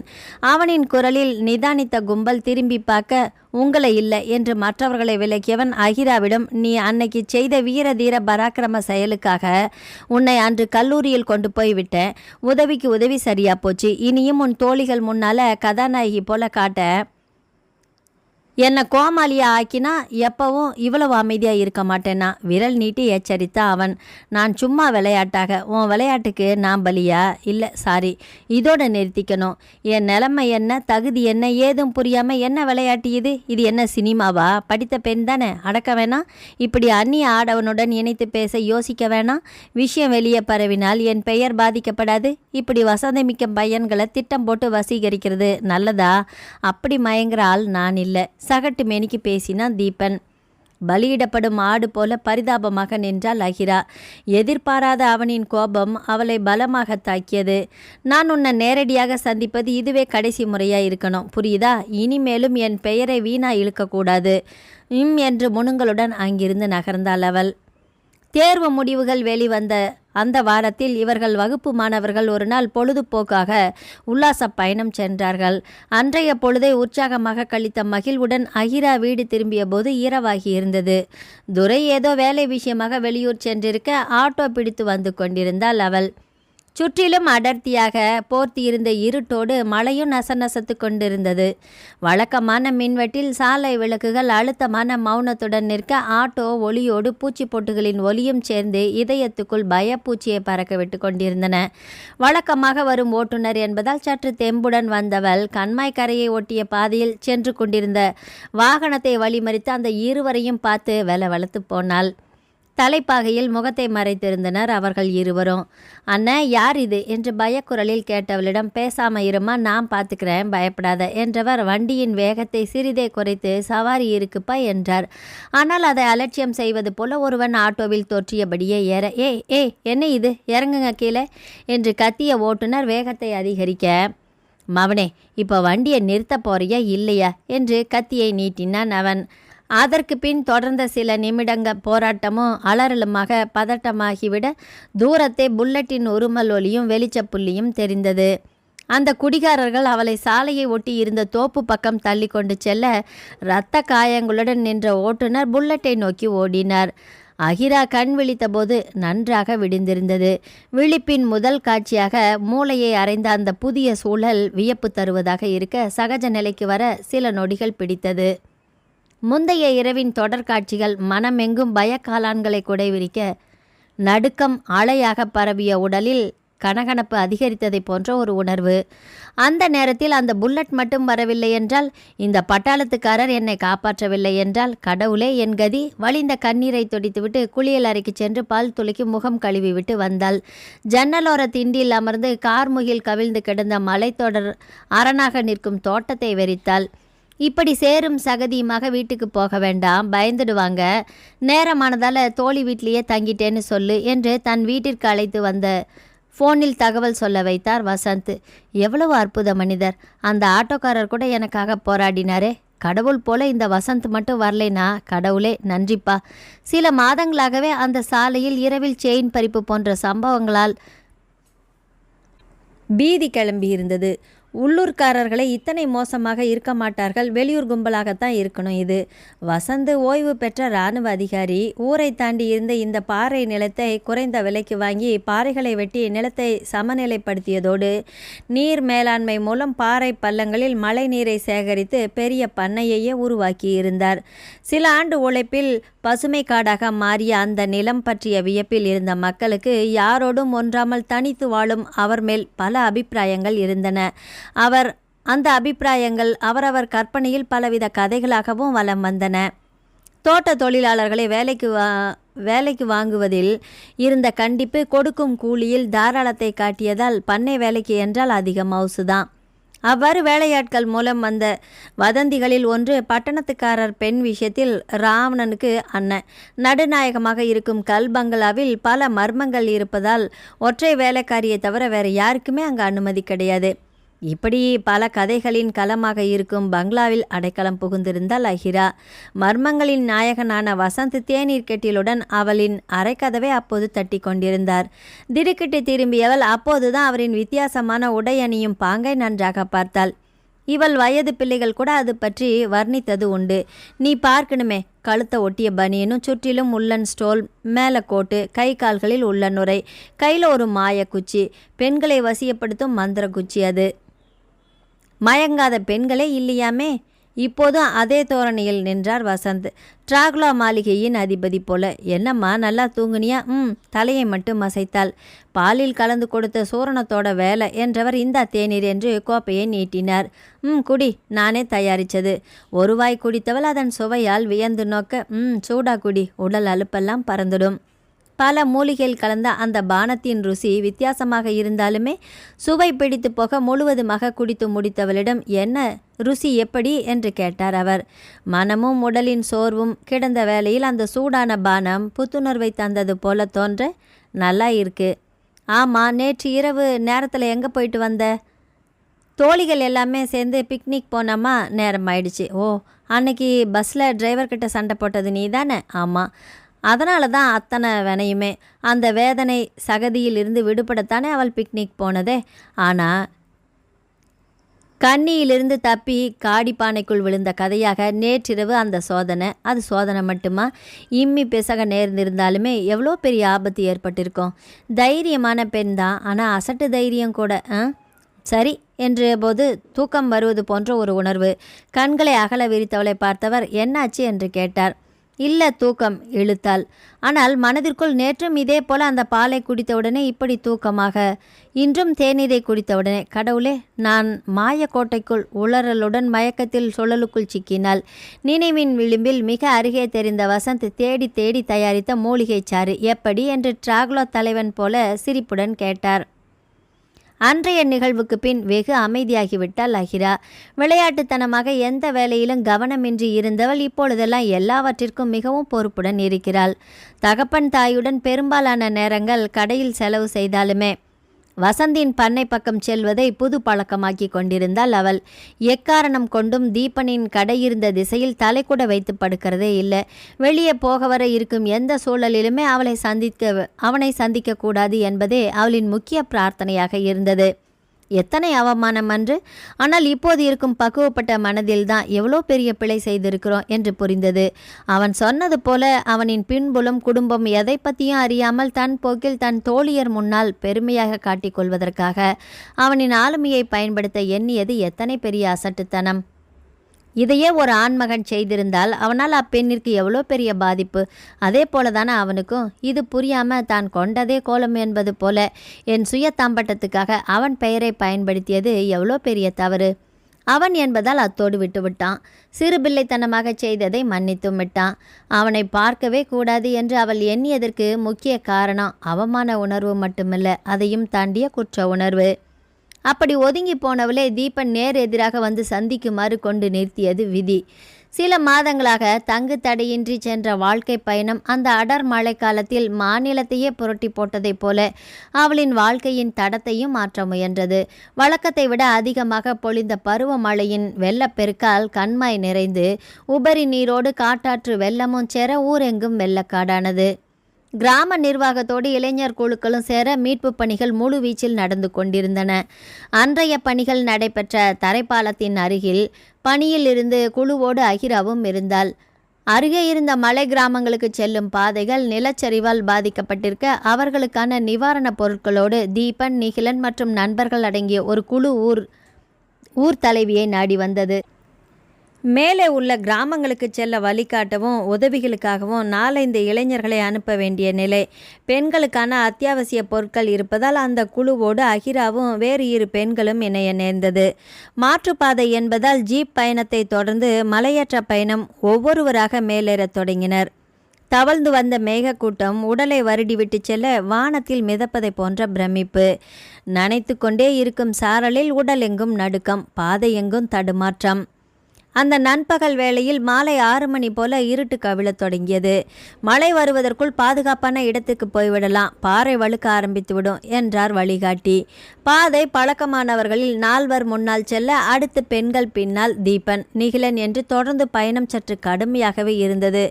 பாதி தூரத்தை அடைவதற்குள் அடைமலை, கார்கால மாரியின் ஆக்ரோச பாய்ச்சல் பிரதேசம் முழுவதையுமே அதிர வைத்தது. அனைவரும் மழைக்கான உடையை அணிந்திருந்ததால் ஒருவாறு சமாளித்தபடி ஒரு மலைக்குகையை அடைந்தார்கள். இருட்டை போர்த்தி இருந்த குகை டார்ச் விளக்கால் ஒளிபெற ஆளுக்கு மூலையில் பதுங்கி பம்மி நின்றார்கள். பயணத்திற்கான பையிலிருந்து ஒரு பிளாஸ்கை எடுத்தாகிறா அதிலிருந்து சுக்குமல்லி காப்பியை எல்லாருக்குமே ஊற்றி கொடுக்க, ஊசியாய் குத்தி ஊடுருவிய குளிரில் அந்த பானம் தேவாமிர்தமாக ருசித்தது. காப்பியை குடித்து கொண்டிருந்த தீபன் தனக்கு மட்டும் அவள் வேறொரு பெண் மூலம் காப்பி அனுப்பியதும் தன்னை நிமிர்ந்து கூட பாராமல் விலகுவதையும் உணராமல் இல்லை.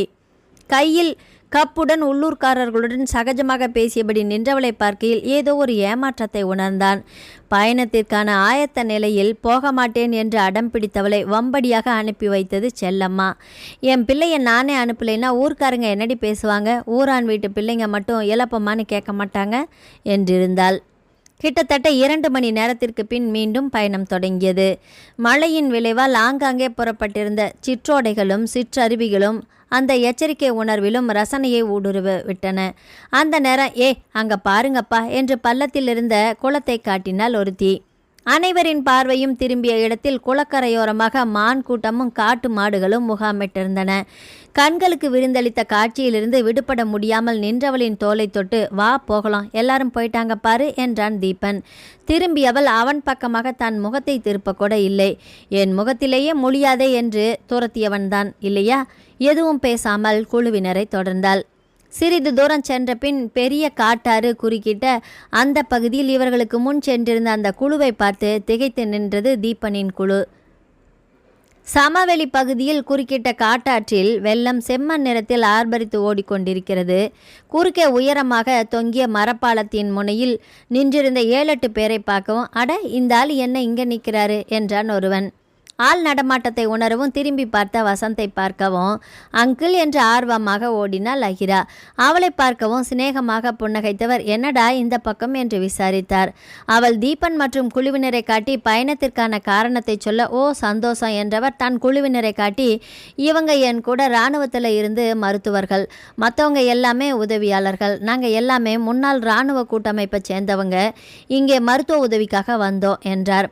ஏன் அங்கிள், பாலத்தில் ஏதான பிரச்சனையா என்ன என்று கேட்டாள் அகிரா. அங்கே மலை கிராம இளைஞர்கள் சிலர் பாலத்தில் ஏதோ வேலையில் ஈடுபட்டு கொண்டிருந்தார்கள். இன்னும் கொஞ்ச நேரத்தில் சரியாயிடும். காத்திருந்த அந்த நிமிடங்களில் வசந்தும் அவளும் பேசி கொண்டிருந்ததை பார்த்து ஊர் பிள்ளைகள் அவளை ஆச்சரியமாக பார்த்தனர். இந்தாள் கூட இவளுக்கு எப்படி பழக்கம் என்று சற்று சத்தமாகவே பேசி கொண்டார்கள். அதனை பார்த்த தீபனின் புருவ மத்தியில் ஒரு முடிச்சு விழுந்தது. வாங்க, 2 பேரா பாலத்தை கடக்கலாம். வசந்த் குரல் கொடுக்க ஆளுக்கு ஒருவர் மற்றவர் கையை பிடித்தபடி கடந்து போக இறுதியில் நின்றது அகிராவும் தீபனும். கவனமாக முதல் 4 அடிகளை எடுத்து வைத்தவள் காலுக்கு கீழே பேரிரைச்சலோடு ஓடிய வெள்ள பிரவாகத்தை பார்த்து நடுநடுங்கி நின்று விட்டாள். தடுமாறி தடதடக்க நின்றவளின் தோல் அணைத்து பத்திரமாக கரை சேர்த்தான் தீபன். மறுகரை வந்த பின்மோ அந்த மாய உலகிலிருந்து விடுபட முடியாமல் தடுமாறி நின்றாள் அவள். எல்லாருமே பார்த்து காலை வையுங்க, பயங்கரமாக வழுக்கும். வழிகாட்டி எச்சரிக்கை விட காலை ஊன்றி ஊன்றி நகர வேண்டியிருந்தது. அவ்வாறு ஏறிக்கொண்டிருந்த வேளையில் அகிராவுக்கு பின்னால் வந்த தீபன் ஒரு வழுக்கும் பாறை மேல் காலை வைத்துவிட நிலை தடுமாறி போனான். பின்னால் கேட்ட சத்தத்தில் திரும்பியவள் கீழே விழப்போனவனை பாய்ந்து பிடித்தாள். முதுகில் பெரிய பையோடு சாய்ந்தவன் பிடிமானத்திற்காக அலைந்த இடது கையை அவளின் தோள் மீது வைத்தான். வலது கை பக்கவாட்டு பாறையில் அழுந்த பதிந்தது. நல்ல வேளை, பெரிய அடி ஏதுமில்லை. பின்னால் வந்த நிகிலன் அவனை விழாமல் இருக்க உதவியிருந்தான். பாறையில் வேகமாக பதிந்த தீபனின் இடது மணிக்கட்டில் வீக்கம் கட்ட அகிரா வலி நிவாரண களிம்பை தேய்த்து இதமாக நீவி விட்டாள். ஆளுக்கு பார்த்து சார், கவனம் சார் என்றபோது அவள் ஒரு வார்த்தை பேசவில்லை. மணிக்கட்டில் பரவிய இதம் இதய தளத்திலும் ஒருவித இலக்கத்தை ஏற்படுத்தியதை உணர்ந்தான் தீபன். என்ன மாயம் இது?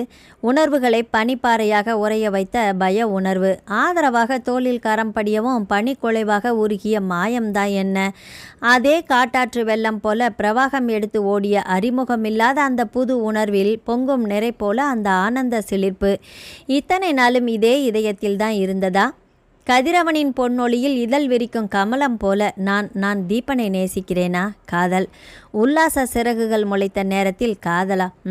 சாதாரணமாக பேசுவதற்கே உன் தகுதி என்ன, என் தகுதி என்ன என்று 1000 வியாக்கியானம் பேசி தரம் பார்த்தவன் அவனிடம் காதலா? உள்மனம் நிதர்சனத்தை உலக்கை இடியாக விளக்க எல்லாவற்றையுமே அடக்கி யோகியாக மௌனம் காக்கத் தொடங்கினாள் அகிரா. தீபனின் குழு எல்லா பணிகளையுமே முடித்துவிட்டு நிமிர்ந்தபோது இரவு தொடங்கி வெகு நேரம் ஆகியிருந்தது. அங்கேயே பக்கத்தில் இருந்த காட்டிலாக்கவிற்கு சொந்தமான கல் பங்களாவில் 2 குழுக்களும் தங்கி கொண்டார்கள். ஏதோ ஒரு கஞ்சியை காய்ச்சி காரமான குறுமிளகுடன் உணவு பரிமாறுகையில் வசந்த் குழுவினரை அகிரா விழுந்து விழுந்து கவனித்தாள். அங்கிள் அங்கிள் என்று அவரையே சுற்றி சுற்றி வந்தாள். குருவுக்கு தேவையான பணிவிடைகளை செய்யும் சிஷ்யன் போல அவருக்கான வசதிகளை பார்த்து பார்த்து செய்தாள். மறுநாள் மதியம் வரை தொடர்ந்த நிவாரண பணிகளை முடித்துவிட்டு 2 குழுக்களும் கீழிறங்கத் தொடங்கினார்கள். அதற்குள்ளாகவே தீபனும் நிகிலனும் வசந்தனுடன் நன்றாக பழங்கி தொடங்கியிருந்தார்கள். முன்னாள் இராணுவ திறனின் அனுபவங்கள், சுவாரஸ்யம் நிறைந்த சாகசங்கள், ஆபத்து நிறைந்த பாதுகாப்பு பணிகள் பற்றிய உரையாடல்கள் அவர்கள் மேல் அனைவருக்குமே பெரும் மதிப்பை பெற்று தந்திருந்தது. பேச்சு தொழில்கள் பற்றியளவும் வர்த்தக பரிமாறல் சம்பந்தமான உடன்படிக்கைக்கான ஒப்புதல்களும் நடந்தன. ஆக அந்த 1.5 நாள் பயணம் அனைவருக்குமே புது அனுபவத்தை தந்திருக்க, குழுவில் இருந்த விவேக்கும் ராகினியும் நீண்ட நாள் நட்பை காதல் என்று புரிந்து கொள்ள அந்த பணி உதவியிருந்தது. எல்லாருக்குமே மகிழ்ச்சியையும் நிறைவையும் தந்திருந்த மலைப்பயணம் அகிராவுக்கு மட்டும் இன்னதென்று புரிந்து கொள்ள முடியாத வேதனையைத்தான் தந்தது. பாதை சீரடைந்து விட்டதால் வன இலாக்கா அதிகாரியின் வண்டியும் கீழே இருந்து வந்திருந்த தீபனின் வண்டியும் அவர்களை சுமந்து கீழிறங்கி கொண்டிருந்தது.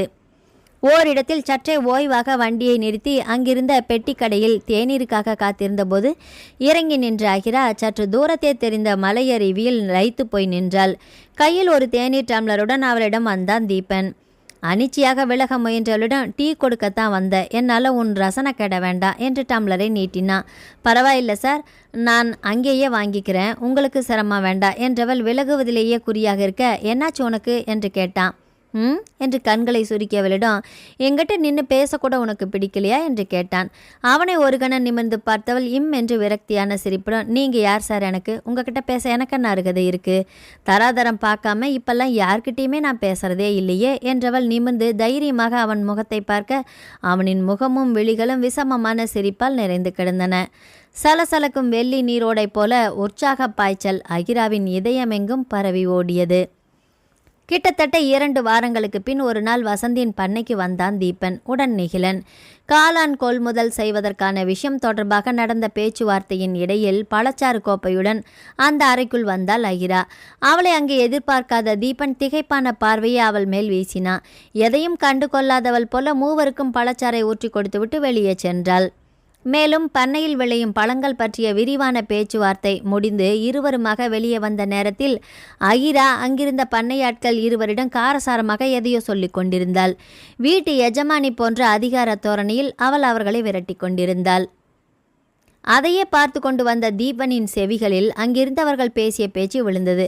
இந்த பொண்ணோட ஆட்டம் வர வர சரியில்லை, எஜமானி போல நாட்டாம பண்ணுது. எஜமானி போல என்ன, எஜமானியை தான் இத்தனை வருஷம் வேலை செய்கிறோம், அந்த பங்களா வாசலை மிதிச்சிருப்போமா? யாருமே நுழைய முடியாத கோட்டைக்குள்ளே அவள் மகாராணியாக போய் வரா இல்லை? முதலாளி என்ன அவளை ஓவராக தலை மேலே தூக்கி வச்சு ஆடுறாரு? ஆளு பொண்ணு விஷயத்தில் அப்படி இப்படி இல்லையா? இவ சும்மா ரதி மாதிரி கிடக்கிறா, பின்ன வாலாட்டுறதுல என்ன தப்பு? உள்ளே ஒரு பைத்தியம் இருக்குதே, நம்ம முதலாளியோட பொண்டாட்டி, அதுக்கான சேவைகளையெல்லாம் விழுந்து விழுந்து பார்க்குறாளாமே. ஓ, பைத்தியமான பொண்டாட்டி பதிலுக்கு கிளி மாதிரி பொண்ணு, ஐயாப்பாடு கொண்டாட்டம்தான். அவர்களிடையே விவகாரமான பேச்சோடு விஷமமான சிரிப்பும் கலந்தொலிக்க காரின் கதவை திறந்தவன் சற்றே நிதானத்தபடி அமரவும், என்னடா ஆச்சு என்று கேட்டான் நிகிலன். சோ என்று சலிப்புடன் தலையை ஆட்டியவன் அந்த ரெஸ்டாரண்ட்டை நெருங்கும் வரை அமைதியாகவே இருந்தா. என்ன சாப்பிட்ற? எதையாச்சும் சொல்லு. வேற என்னதான் ஆச்சு உனக்கு? வரும்போது நல்லா தானே வந்த, அதுக்குள்ளே என்னடா நடந்தது என்று யோசித்த நிகிலன் சிறிது நேரத்துக்கு பிறகு, அட இதுதான் விஷயமா என்று கேட்டான். என்ன? கோபமாக கேட்டவனை பார்த்து ஒரு மாதிரியாக சிரித்தவன் நண்பனின் முறைப்பு அதிகமாக பலமாக சிரித்தான். என்னன்னு கேட்குறேன் இல்லை, இதை நான் கேட்கணும் என்றான் நிகிலன். எதுவும் இல்லையே. ஆமாம், நீ ஏன் சிரிச்ச? என் நண்பனுள் ஏற்பட்டிருக்கிற மாற்றம் பற்றி தான் சிரித்தேன். மாற்றமா? என்ன மாற்றம்? உண்மையை சொல்லு. அந்த பொண்ணை அங்கே பார்க்கவும் தானே நீ டிஸ்டர்ப் ஆன? நண்பனை ஒரு நிமிடம் அமைதியாக பார்த்த தீபன், அவளை நான் அங்கே எதிர்பார்க்கல என்றான். அந்த கூலி ஆட்களின் பேச்சை கேட்கவும் இன்னும் குழப்பம் அதிகமாயிடுச்சுல்ல. சேச்சே, அவளை பற்றி எனக்கு நல்லா தெரியும். என் சந்தேகம் அது இல்லை. அவங்க 2 பேருக்கும் இடையே உள்ள ரிலேஷன்ஷிப்பை பற்றியா? அந்த மலை பயணத்தில் கூட ஓடி ஓடி பணிவிடை செஞ்சாலே, பண்டைக்கால குறுநில மாணவன் போல என்று சிரித்தான் நிகிலன். அதேதான் என்று தீபன் சொன்னபோது ஆனா என்று இழுத்தான் நிகிலன். என்ன, அவன் ஏன் உன்னை அப்படி அவாய்ட் பண்ணனா? எனக்கென்னவோ உன் பார்வையிலேருந்து தப்பிப்பதற்காகவே அவள் அப்படி ஓடி ஓடி வேலை செய்ததாகப்பட்டது. ஏற்கனவே நம்மளை தெரிந்த மாதிரி அவள் காட்டிக்கவே இல்லையே. அதன் ரகசியம் அவனுக்கு மட்டும்தானே தெரியும். உன்னை பார்க்கறத நான் விரும்பவில்லை என்று சொன்னவனாயிற்றே அவன். ஏதோ ஒரு கோபத்தில் அன்று அவளை அப்படி வாங்கு என்று வாங்கியது இப்போது அவனின் மனதை வேதனைப்படுத்தியது. எப்போதுமே நம்ம பார்வையில் இருக்கும் பொருள் விலகி சென்ற பின் ஏற்படும் அந்த வெற்றிடம் அவனை வெகுவாக பாதித்தது. வசந்த் கூட நல்ல பண்புள்ளவராகத்தானே தெரிகிறாரு என்று நிகிலன் கேட்கவும் தன் சிந்தனையிலிருந்து கலைந்தான் தீபன். அவர் உனக்கு எத்தனை வருஷமாக தெரியும்? பேசி பழகினதில்லை, ஆனால் இங்கே அவர் வந்து 7-8 வருஷம்தான் இருக்கும். எனக்கு விவரம் தெரிஞ்சு வெறும் பாறைக்காடாக இருந்த பூமி இது. வாய்ப்புகளை உருவாக்குபவன் திறமைசாலின்னு நிரூபித்திருக்கிறார் இல்லையா? பைசா பெறாத இடத்துல எவ்வளோ பெரிய பசுமை புரட்சி, எவ்வளோ திட்டமிடல், உழைப்பு என்றான் நிகிலன். இராணுவ கட்டுப்பாட்டில் பல காலம் வாழ்ந்ததால் இப்போவும் அதே கட்டுப்பாடுகளை கடைப்பிடிக்கிறார் போல. அதனால தான் மற்றவங்க கிட்டேருந்து தனியாக தெரிகிறாரு. அதுவே அவர் மீதான விமர்சனங்களுக்கு காரணமாக இருக்குது. உண்மைதான், நாம் அங்கே கேட்ட பேச்சுகளும் அதனால் ஏற்பட்டது தான் என்று சொன்ன நிகிலன், எல்லாத்தையும் விட அந்த பெண் பெயர் இதில் அடிப்படுறத நீ விரும்பலை அப்படித்தானே என்று கேட்டான் நண்பனை பார்த்து. ஏன்னா அவள் குணம் பற்றி எனக்கு நல்லாவே தெரியும். ஏதோ இக்கட்டான சூழ்நிலையில் அவர் அவளுக்கு உதவி இருக்கணும். அந்த நன்றி கடன் தான் அவகிட்ட வெளிப்படுது. இவ்வளோ தூரம் அவளை பற்றி ஆராய காரணம் புரியல. ஏதோ ஒரு ஆர்வமாக இருக்கலாம். எனக்கு அப்படி தெரியல தீப் என்று கண் சிமிட்டி சிரித்தான் நிகிலன். என்று புருவத்தை சுருக்கியவனிடம், ஒருவரை பற்றி தெரிந்து கொள்ள பல நாள் பழக வேண்டிய அவசியமே இல்லை. அதுவும் மனதுக்கு நெருக்கமானவங்க கிட்ட முதல் சந்திப்பிலேயே மனதுக்கு பிடித்தமாயிடும் என்று சிரித்தான் நிகிலன். ஆனால் அகிராவுடனான தன் சந்திப்பு அத்தனை இனிமையானதாக அமையவில்லையே என்று சிரித்து கொண்டான் தீபன். நண்பர்களின் பேச்சு எதிலோ ஆரம்பித்து கடைசியில் எமியிடம் வந்து நின்றது. எமி எப்போ வரான்னு சொன்ன? நாளை மறுநாள். இப்போ தான் கல்லூரியில் சேர்த்து விட்டது போல இருக்குது. அதுக்குள்ளே படிப்பையே முடிச்சுட்டு வரா என்றான் நிகிலன். படிப்பை மட்டுமா முடிச்சிருக்கா? ஓய்வு நேரத்தை வீணாக்காமல் நகை வடிவமைப்பு பயிற்சியை முடிச்சுட்டு சம்பாதிக்கவும் ஆரம்பிச்சிட்டால. அவள் இவ்வளவு பொறுப்புள்ளவளாக மாறுவான்னு நான் நினைக்கவே இல்லை நிகில்.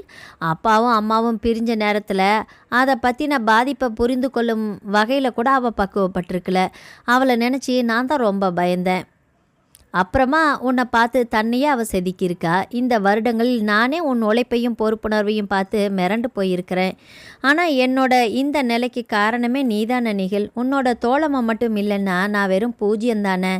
அட ஆரம்பிச்சிட்டியாப்பா. இப்போ எமியை பற்றி பேசிகிட்ருக்குறோம். உங்ககிட்ட சொல்லணும்னு நினச்சேன். அவள் இங்கே 1 வாரம் தான் இருக்கிறேன்னா. 1 வாரமா? அப்புறமா ஜெய்ப்பூர் போகிறாளாம். 6 மாத பயிற்சி வகுப்பா. ஓ, மேடம் ரொம்ப பிஸி ஆயிட்டாங்க போல். அந்த பிராண்ட் நகை கடையில் அப்புறமா 2 வருட ஒப்பந்தமா? அட ரொம்ப சந்தோஷம் தீப் என்ற நிகிலன். கூடவே அவளுக்கு நீ செய்ய வேண்டிய முக்கியமான கடமையும் இருக்கே, அதை மறந்துடாத என்றான். நண்பன் வேற எதையோ சொல்கிறான் என்று புரிய, என்ன சொல்கிறேன் என்று கேட்டான் தீபன். உனக்கு, அதாவது நீ கல்யாணம் பண்ணிக்கிறதுக்கு முன்னாடி அவளுக்கு நல்ல வாழ்க்கையை அமைச்சு தரணும். அவளுக்கா? அவள் இன்னும் சின்ன பிள்ளைப்பா. யார்? எமியா? அவளோட வயசு ஞாபகம் இருக்கா உனக்கு என்று சிரித்தபடி கேட்டான் நிகிலன். 23. பெண்ணின் திருமண வயது 21. ஆட்டோல எல்லாம் எழுதி இருக்கிறத நீ பார்க்கலையா? ஓ, உனக்கு நான் தமிழ் அல்லவா, அவ்வளவா எழுத படிக்க தெரியாது தானே. இப்போ தான் நல்லா கற்றுக்கிட்டேனே. ஆமாம், இது உனக்கு எப்படி தோணுச்சு? எனக்கு தோணவே இல்லை பாரு. எல்லாமே என் நண்பனோட நன்மைக்காகத்தான். அவன் விசமமாக சிரிக்க, கொஞ்சம் புரியும்படியாக சொல்லேன். வீட்டில் வயசு பிள்ளையை வச்சுக்கிட்டு அண்ணங்காரன் கல்யாணம் பண்ணிக்கிட்டான்னு யாரும் சொல்லிடக்கூடாது இல்லையா? ஓ என்று ஒத்துக்கொண்டவன் போல சமாதானமாகிய தீபன், நான் இப்போ கல்யாணம் பண்ணிக்க போகிறதா யார் சொன்னா என்று கேட்டான் வியப்புடன். 2 பேர் சொன்னாங்க. 2 பேரா? யார் அவங்க? நண்பனின் வியப்பை பார்த்து பலமாக சிரித்த நிகிலன், அது வேறு யாருமில்ல, உன்னோட 2 கண்கள் தான் என்றான். கண்களா? அந்த பெண் அகிராவை பார்க்கவும் பிரகாசமாக மலரும் உன் கண்கள் தான். இதென்ன உளறல்? உன் மனசை கேளு, அது சொல்லும். என் கதையை விடு. எமிக்கு கல்யாணம் இப்போ என்ன அவசரம் நிகில்? அதை நீ அம்மா கிட்ட தான் கேட்கணும். அவங்க தான் தன் நண்பங்கிட்ட சொல்லு, வயது வந்த பெண், காலகாலத்தில் எல்லாம் நல்லபடியாக நடக்கணுமில்ல, அப்படி இப்படின்னாங்க. அது உண்மைதான். ஆனால் இப்போவே பார்த்தா தான் நல்ல பையனாக கிடைப்பான். ஆனால் அவன் மேலே படிக்கணுங்கிறாளே, தன் திறமையை நிரூபிக்கணும்னு எதிர்பார்க்குறாளே என்றான் தீபன். ஏன் கல்யாணத்துக்கு அப்புறமா படிக்கக்கூடாதா? அது எப்படி? யார் ஒத்துப்பா? ஏன் நீயே இருந்தால் ஒத்துக்க மாட்டியா? உனக்கு மனைவியாக போகிறவள் அப்படியே அடுப்படியில் அடைச்சி வச்சுப்பியா? நீ எந்த காலத்தில் இருக்க? அப்படி இல்லை, எல்லாத்தையும் கேட்டு தெளிவுபடுத்தி கொள்ளணுமில்ல, அது நல்லது தான் இல்லையா? என்ன சொல்கிற? எமிக்கு ஒரு நல்ல பையன், நான் எங்கே போய் தேடுறது? அதனால் கேட்டவனை ஆழமாக பார்த்த தீபனின் சிரிப்பில் எதையோ கண்டுபிடித்து விட்டவன் போல முகம் மாறிய நிகிலன், இது சரியில்லை என்றான் அழுத்தமான குரலில். எது? நீ சொல்ல நினைக்கிறது தான். நான் நினைக்கிறது உனக்கு எப்படி தெரியும்? நீ என் நண்பன்டா, நீ என் உயிர்டா. அதனால தான் என் உயிரியே உன்கிட்ட ஒப்படைக்கலான்னு முடிவு பண்ணியிருக்கிறேன் என்று தீபன் சொல்லவும், மச்சான் என்று உணர்ச்சி பெருக்கால் கட்டிப்பிடித்தான் நிகிலன். நாட்கள் மாதங்களாக வேகமாக ஓடிக்கொண்டிருந்த வேளையில் வசந்தின் பண்ணை பக்கமாக வந்த தீபன் அவரை பார்த்துவிட்டு வரலாம் என்று உள்ளே நுழைந்தான். ஐயா அந்த பக்கமாக போனாங்க என்று ஒரு வேலையால் வழிகாட்ட தென்னை மரங்களின் ஊடே சென்ற ஒத்தையடி பாதையில் நடந்தவன் 10வது நிமிடம் அவர்களை கண்டான். அங்கே வசந்தும் அகிராவும் மேற்கு வானை பார்த்தபடி நின்று கொண்டிருந்தார்கள். அதை பார்க்கவும் ஒரு கணம் நிதானித்தவன் பின்பு ஹலோ சார் என்று அழைத்து அவர்களின் கவனத்தை கவர்ந்தான். திரும்பி பார்த்த வசந்த் அவனை காணவும் உற்சாகம் அடைந்தார்.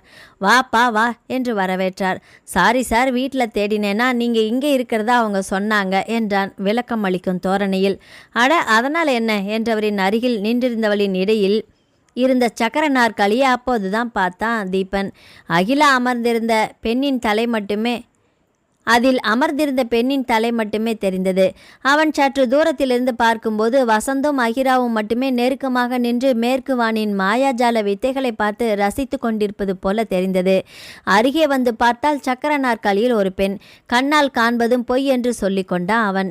இந்த பக்கமாக வந்தேன். அட காரணம் என்ன? ஆனால் என்ன அங்கே பாரு என்று மேற்கு வானை காட்டினார் அவர். மலைத்தொடருக்கு பின்னால் நன்கு கனிந்த ஆரஞ்சு பழம் போல தகதகத்த சூரியனின் மந்தகாச ஒளியில் அந்த பிரதேசமே தனி சோபையுடன் திகழ்ந்தது. கூடவே மெதுவாக மலர்ந்து கொண்டிருந்த மாலை மலர்களின் மனோரக வாசனையோடு கூடு திரும்பி கொண்டிருந்த பட்சிகளின் குரலும் சேர, என்ன தீபன் அப்படியே திகச்சு போயிட்டீங்க? இந்த சூழல் அத்தனை கவலைகளையும் மறக்கடிக்கிற மாதிரி இல்லை என்ற வசந்த் தீபனை நோக்கி திரும்பிய போது அவனின் பார்வை சக்கர நாற்காலியில் அமர்ந்திருந்த பெண் மேல் நிலைத்திருந்தது. இவங்க என் மாமல் மகள் ரத்னா என்றார் வசந்த். ஓ என்ற தீபன் சலனமே இல்லாமல் இருந்த ரத்னாவை பார்த்து கொண்டிருந்த அகிராவை ஒரு பார்வை பார்த்துவிட்டு இவங்க என்று எதையோ ஆரம்பிக்க, ஒரு விபத்தில் இப்படி ஆயிட்டாங்க, அவங்கள சுற்றி நடக்கிறது புரியும், ஆனால் உடல் இயக்கம் அது இப்போதான் முன்னேறிக்கிட்டு வருது. மருத்துவர் கொடுத்துருக்க நம்பிக்கையும் கடவுள் மேல் வச்சிருக்க நம்பிக்கையும் சேர்ந்து தான் எங்களை உயிரோட்டமாகவே வச்சிருக்கு. பழைய நிலை எப்போ வரும்னு ஆர்வமாக காத்திருக்கிறோம். இந்த பிள்ளை மட்டும் வந்து உதவி செய்யலைன்னா இந்த சின்ன முன்னேற்றம் கூட சாத்தியமே இல்லை. திக்கற்றவங்களுக்கு ஆண்டவனே துணை என்பது போல எவ்வளோ பெரிய சத்தியம் என்று உணர்ந்து வசப்பட்டு போன வசந்த் அகிராவை தோளோடு தோளாக அணைத்து, இவை என் பொண்ணு சார், பெண் பிள்ளைங்களை பெற்றவங்க எவ்வளோ பாக்கியசாலிகள்னு புரிய வச்சதே இவ தான். நாம் என்ன தான் வேலைன்னு ஓடி ஓடி நம்மளை பரபரப்பானவங்களா காட்டிக்கிட்டாலுமே ஒரு மூலையில் பாசத்துக்காக ஏங்கும் நம்ம மனதையும் நிராகரிக்க முடியாது இல்லையா? அன்பு என்ற அந்த அற்புத கட்டுக்குள் அடங்காதவங்க யாருமே இருக்க முடியாது இல்லையா என்றவர் சற்று நேரம் தூரத்தை வெறித்தார். பின்பு தீபன் பக்கம் திரும்பி, என்ன போர் அடிக்கிறேனா என்று கேட்டவர், அன்பு என்பது எவ்வளவு வீரியமான மந்திர சக்தி. இதோ கல் மாதிரி கிடந்தவ இத்தனை மாசத்துல எவ்வளோ பெரிய முன்னேற்றம். இந்த அற்புதத்திற்கு கருவியாக ஆண்டவன் இந்த சின்ன பெண்ணை பயன்படுத்தி இருக்கிறாரு. அதோ அங்க பாருங்க, வீணா போற மழை நீரை கால்வா மூலமா குளத்துல சேகரித்து சுற்றிலும் மரத்தை நட்டு வச்சிருக்காங்க. அந்த மரங்களை தேடி எத்தனை பறவைங்க இதோ இந்த தோட்டத்தை சுற்றிலும். எத்தனை வகையான வண்டுகள், பூச்சிகள், நம்மளை சுற்றி இருக்கிற எல்லாமே அன்பு என்ற சங்கிலியால் தானே இணைக்கப்பட்டிருக்குது. ஆனால் நாம் தான் வீம்பு, பகை, பொறாமை போன்ற கவசங்களை வலுக்கட்டாயமாக மாட்டி வச்சுக்கிட்டு சுற்றுறோம். யோசிச்சு பாருங்க, இந்த புகழ், பணம், அந்தஸ்து எல்லாமே இந்த மூச்சு இருக்கிற வரைக்கும் தானே. ஞானி போல பேசி கொண்டிருந்தவரை ஆழமாக பார்த்து கொண்டிருந்தான் தீபன். மனுஷ வாழ்க்கை பாடத்தை புள்ளி கூட விடாமல் நல்லா படித்து வச்சிருக்கிறாரு போல என்று எண்ணிக்கொண்டவனை பிளாஸ்கில் இருந்த தேநீரை கொடுத்து உபசரித்த வசந்த் பல பொதுப்படையான விஷயங்களை பரிமாறிக்கொள்ள அகிரா ரத்னாவுடன் சற்று தூரமாக விலகி இருந்தாள். வசந்தின் நடை, உடை, பாவனைகளை பற்றி பல்வேறு விமர்சனங்கள் இருப்பதை அவள் அறிந்திருந்தோம். அதை அவள் பொருட்படுத்தவே இல்லை. தனக்கென்று வகுத்து கொண்ட நேர் வழியில் அவள் போய்கொண்டே இருந்தாள். அவள் அடிக்கடி வசந்தின் பண்ணை பக்கம் போவது பற்றி 4 பேர் 4 விதமாக பேசுவதாக கார்த்திகா சொன்னபோது அவள் அதை பற்றி அலட்டி கொள்ளவே இல்லை. என் நேர்மையையும் நியாயமும் ஏன் சம்பந்தப்பட்டது? கல்லறிபவர்களை பற்றி எனக்கென்ன கவலை? உயிரை காப்பாற்றிய உதவிக்கு பதிலாக அன்பை காட்டுவது அவ்வளோ பெரிய விமர்சனத்துக்கு உரியதா? அன்று இரவு மட்டும் அவர் என்னை காப்பாத்தாள்னா என் நிலைமை என்னாகி இருக்கும்? உயிரை விட மேலான மானம். அதை காப்பாற்றியதே அவர் தானே. தனியாளாக அந்த முரட்டு ஆட்களோடு போராடி அவர்களை அடித்து விரட்டி விஷயம் வெளியே கசியாமல் காப்பாற்றி காவல்துறை மூலம் தினமும் வாகன ரோந்துக்கு ஏற்பாடு செஞ்சு இதே போன்ற நிலை வேற எந்த பெண்ணுக்கும் ஏற்படக்கூடாதுன்னு நல்ல எண்ணம் கொண்டு செயல்களை செஞ்சது இவர் அல்லவா? மனதளவில் பாதப்படைந்து கிடந்தவள் இந்த அளவு மீண்டு வந்ததே அவரால் தானே. யாரும் சாதாரணமாக நுழைய முடியாத பண்ணைக்குள் சகல அதிகாரங்களோடு வலம் வர உதவியது அவரது பெருந்தன்மை தானே. தகப்பனும் தாயும் கண்டித்து பார்த்தோம் அந்த பண்ணைக்கு செல்வதை நிறுத்தவே இல்லை அகிரா. அதற்கு முக்கிய காரணமே ரத்னா. யாருமில்லாமல் கிடக்கும் வசந்துக்கு எப்படியேனும் ரத்னாவை குணப்படுத்தி துணையாக்கிவிட வேண்டும் என்ற வேட்கை. உதவி தேவைப்படுவோருக்கெல்லாம் ஓடி வந்து உதவி செய்யும் நல்ல உள்ளத்துக்கு தானும் ஏதேனும் செய்ய வேண்டுமே என்ற ஆர்வம். நிகிலன் ஏமி திருமணத்திற்கான நாளும் குறிக்கப்பட்டது. அகிராவின் குடும்பத்திற்கு தீபன் அழைப்பு விடுத்ததின் பேரில் அகிராவும் முழு அலங்காரத்துடன் திருமண விழாவுக்கு கிளம்பியிருந்தார். வரவேற்பு வாசலிலேயே அவளை கண்டவுடன் வந்த தீபன் வரவேற்கும் முகமாக அவளின் பெற்றோரை உபசரித்து அமர வைத்துவிட்டு, 1 நிமிஷம் ஆண்டி, இவங்களை கூப்பிட்டுக்கிறேன் என்று அவளை உள்ளே அழைத்து சென்றான். எங்கே என்று குழப்பத்தோடு அவனை பின்தொடர்ந்தவளை திரும்பி பார்த்தவனிடம் அவளின் கேள்விக்கான பதிலுக்கு பதில் ரசனையோடு இணைந்திருந்த புன்னகையோடு வேறொன்றும் இருந்தது. பார்வையிலேயே பாதங்களின் பலம் குறைய அவனை பின்தொடர்வது அவளுக்கு சற்று கடினமாக இருந்தது. நிகிலனின் தாயிடம் அவளை அறிமுகப்படுத்தியவன், எங்கள் பக்கத்து சார்பா இவங்களை நிற்க வைங்க ஆண்டி என்றான். சரிப்பா என்று புன்னகையுடன் சம்மதித்த கலா, வாமா என்று அவளை ஏமியுடன் அழைத்து சென்றாள். அங்கே அழகு நிலையத்தைச் சேர்ந்த பெண்கள் 2 அவளுக்கு சேலை கட்டி கொண்டிருக்க முதலில் அவளை பார்ப்பதால் அவளின் அழகில் அதிசயித்து போனாள் அகிரா. ஏமி, மணவரையில் உன் தோழியாக நிற்க போகிறது இவங்க தான். பேர் அகிரா, உன் அண்ணனுக்கு ரொம்ப வேண்டியவங்க என்று அறிமுகப்படுத்திவிட்டு பார்த்துக்கப்பா என்று அகிராவிடமும் சொல்லிவிட்டு சென்றாள் கலா. அகிராவோ திடீரென்று இழுத்துவிடப்பட்ட அந்த பணியில் எப்படி பொருந்துவது என்று தடுமாறி போய் நின்றாள். என்ன இந்த தீபன் முன்ன பின்ன அறிமுகம் இல்லாத இடத்துல இப்படி தர்ம சங்கடமாக நிற்க வச்சுட்டானே. சொந்த பந்தங்கள் 1000 பேர் இருக்கும் இடத்துல என்ன காட்சி பொருள் போல சங்கடமான நிலையில் அவள் குமைந்து கொண்டிருந்த போது, அகி, அந்த பீரோவை திறந்து உள்ளே லாக்கரில் இருக்கும் நகைப்பெட்டியை கொஞ்சம் எடுத்துட்டு வாயேன் என்று கண்கள் இடுங்க சலுகையான கொஞ்சலுடன் சாவியை நீட்டினாள் ஏமி. ஒரு கணம் அந்த சகஜமான ஏவலில் தடுமாறினாலும் பீரோவை திறந்து பெட்டியை நீட்டினாள். அந்த நெக்லஸை மாட்டிவிடு என்று வாகாக திரும்பி அமர்ந்த எமியின் கழுத்தை அலங்கரித்த மரகத கல் பதித்த வைர கழுத்தாணி அநியாயத்துக்கு ஒளி வீசி அவளுக்கு சோபையை அள்ளி கொடுத்தது. 2 கரங்களிலும் தங்க காப்புகளை எடுக்கும்போது இதை இப்படி செட்டா மாற்றி போடு, இதை அப்படி ஜோடி சேரு என்று தொடர்ந்து சின்ன சின்ன உரையாடல்களில் சங்கோஜம் ஓடி ஒளிந்து போயிருந்தது. அலங்காரம் எல்லாமே முடித்து எழில் சிற்பமாக நின்ற எமி, எல்லாமே அளவாக இருக்குதானே ஆகி, மிகையாக தெரியலையே என்று கேட்டபோது, அப்படியே தேவதை மாதிரி இருக்கிற என்று 2 கைகளால் ஆகிரா திருஷ்டி கழித்த நேரத்தில், என்ன தயாரா, நேரம் ஆயிடுச்சு என்று கேட்டபடி வந்தான் தீபன். பட்டு வேட்டி சட்டியில் கம்பீர அழகில் வந்தவனை பார்த்து ஒரு கணம் மெய் மறந்து போனாள் அகிரா. அவளின் பார்வையில் இருந்த நெகிழ்வை புரிந்து கொண்டவனின் விழிகள் பளிச்சிட்ட ஒளி இருவரின் விழிகளுக்கு இடையே ஈர்ப்பு சக்தியாக நின்றது. அண்ணா, எமியின் அழைப்பு எங்கோ தூரத்து கேட்கும் காலடியாக நினைவில் பதிய மறுக்க, அண்ணா என்று மீண்டும் அழுத்தமாக கூப்பிட்டாள் அவள். நெகிழ்ந்து நின்ற உள்ளங்கள் மீட்சித்தன்மையை பெற சில நொடிகள் எடுத்துக்கொள்ள, என்னண்ணா எதுவுமே சொல்லலை என்று குறையோடு கேட்டாள் எமி. என உள்ளத்து எழுச்சியை மறைத்தபடி கேட்டவனிடம், நான் எப்படி இருக்கேன்னு சொல்லவே இல்லையேன்னா என்று கேட்டாள் அவள். தேவதையை எதிரே பார்த்தா விமர்சனம் பண்ண தோணுமா என்று சிரிப்புடன் அவன் சொல்ல, போனா என்றாள் கொஞ்சலாக. இதையதான் இவளும் சொல்கிறா என்று அகிராவை காட்டினாள். ஆக எங்கள் 2 பேர் எண்ணமும் ஒன்றுன்னு தான் சொல்கிற, அப்படித்தானே என்று கேட்டவன் ஏதோ பதிலை எதிர்பார்த்து அகிராவை பார்க்க, அவளோ தமையன் தங்கையின் உரையாடலை கவனியாத தோரணியில் அங்கிருந்த மேக்கப் கிட்டை அடுக்கி கொண்டிருந்தாள். அதே நேரம் புகைப்படக்காரர் வர, சீக்கிரமாக முடிச்சுட்டு வாங்க, கோவிலுக்கு கிளம்பணும் என்று தீபன் சொல்ல, சார் 1 நிமிஷம் என்று அவனை நிறுத்திய அகிரா, எமி இப்படி வந்து உன் அண்ணன்கிட்ட ஆசீர்வாதம் வாங்கிக்கோ என்றாள். காலில் விழுந்தவளை தூக்கி நிறுத்தியவன் தோளில் சாய்த்தபடி விசும்பத் தொடங்கினாள் எமி. சு, என்ன இது எமி என்று கண்டித்தவனின் குரலிலும் அத்தனை நிகழ்வு. பார்த்துக்காகி என்று அகிராவிடம் ஒப்படைத்துவிட்டு அவன் விலகிச் செல்லவும், எமி, உன் அலங்காரம் களைய போகுதுப்பா, எமோஷனை கண்ட்ரோல் பண்ணு என்று அகிரா கிண்டல் பண்ண தொடங்கினாள். திருமண விழாவுக்கு ஊரார் பெரும்பாலோர் வந்திருந்தனர். மணப்பெண்ணின் தோழியாக நின்றிருந்தவளை பார்த்து முணுமுணுக்காதவரே இல்லை. இவை எப்படி இந்த குடும்பத்துக்கூட பழக்கம்? இவ செல்லம்மா பொண்ணு தானே. பலரின் விமர்சன பார்வைகளை தாங்கியும் கம்பீரத்துடன் மணமேடையில் நின்றிருந்தாள் அகிரா. அவ்வப்போது தீபன் வேறு எதையோ கேட்கும் சாக்கில் அவள் அருகே வந்து குனிந்து குனிந்து பேசிவிட்டு செல்ல அந்த காட்சிகளும் பார்வையாளர்களுக்கு சோளப் பொறியானது. ஒரு வழியாக தாலிக்கட்டு நிகழ்வும் விருந்தும் நல்லபடியாக முடிந்து அகிரா தன் பெற்றோருடன் கிளம்புவதற்கு விடை பெற வந்த நேரத்தில், அகி ப்ளீஸ், இப்போவே கிளம்ப வேண்டாம், என்னோட கொஞ்ச நேரம் இரேன் என்றாள் எம்மி.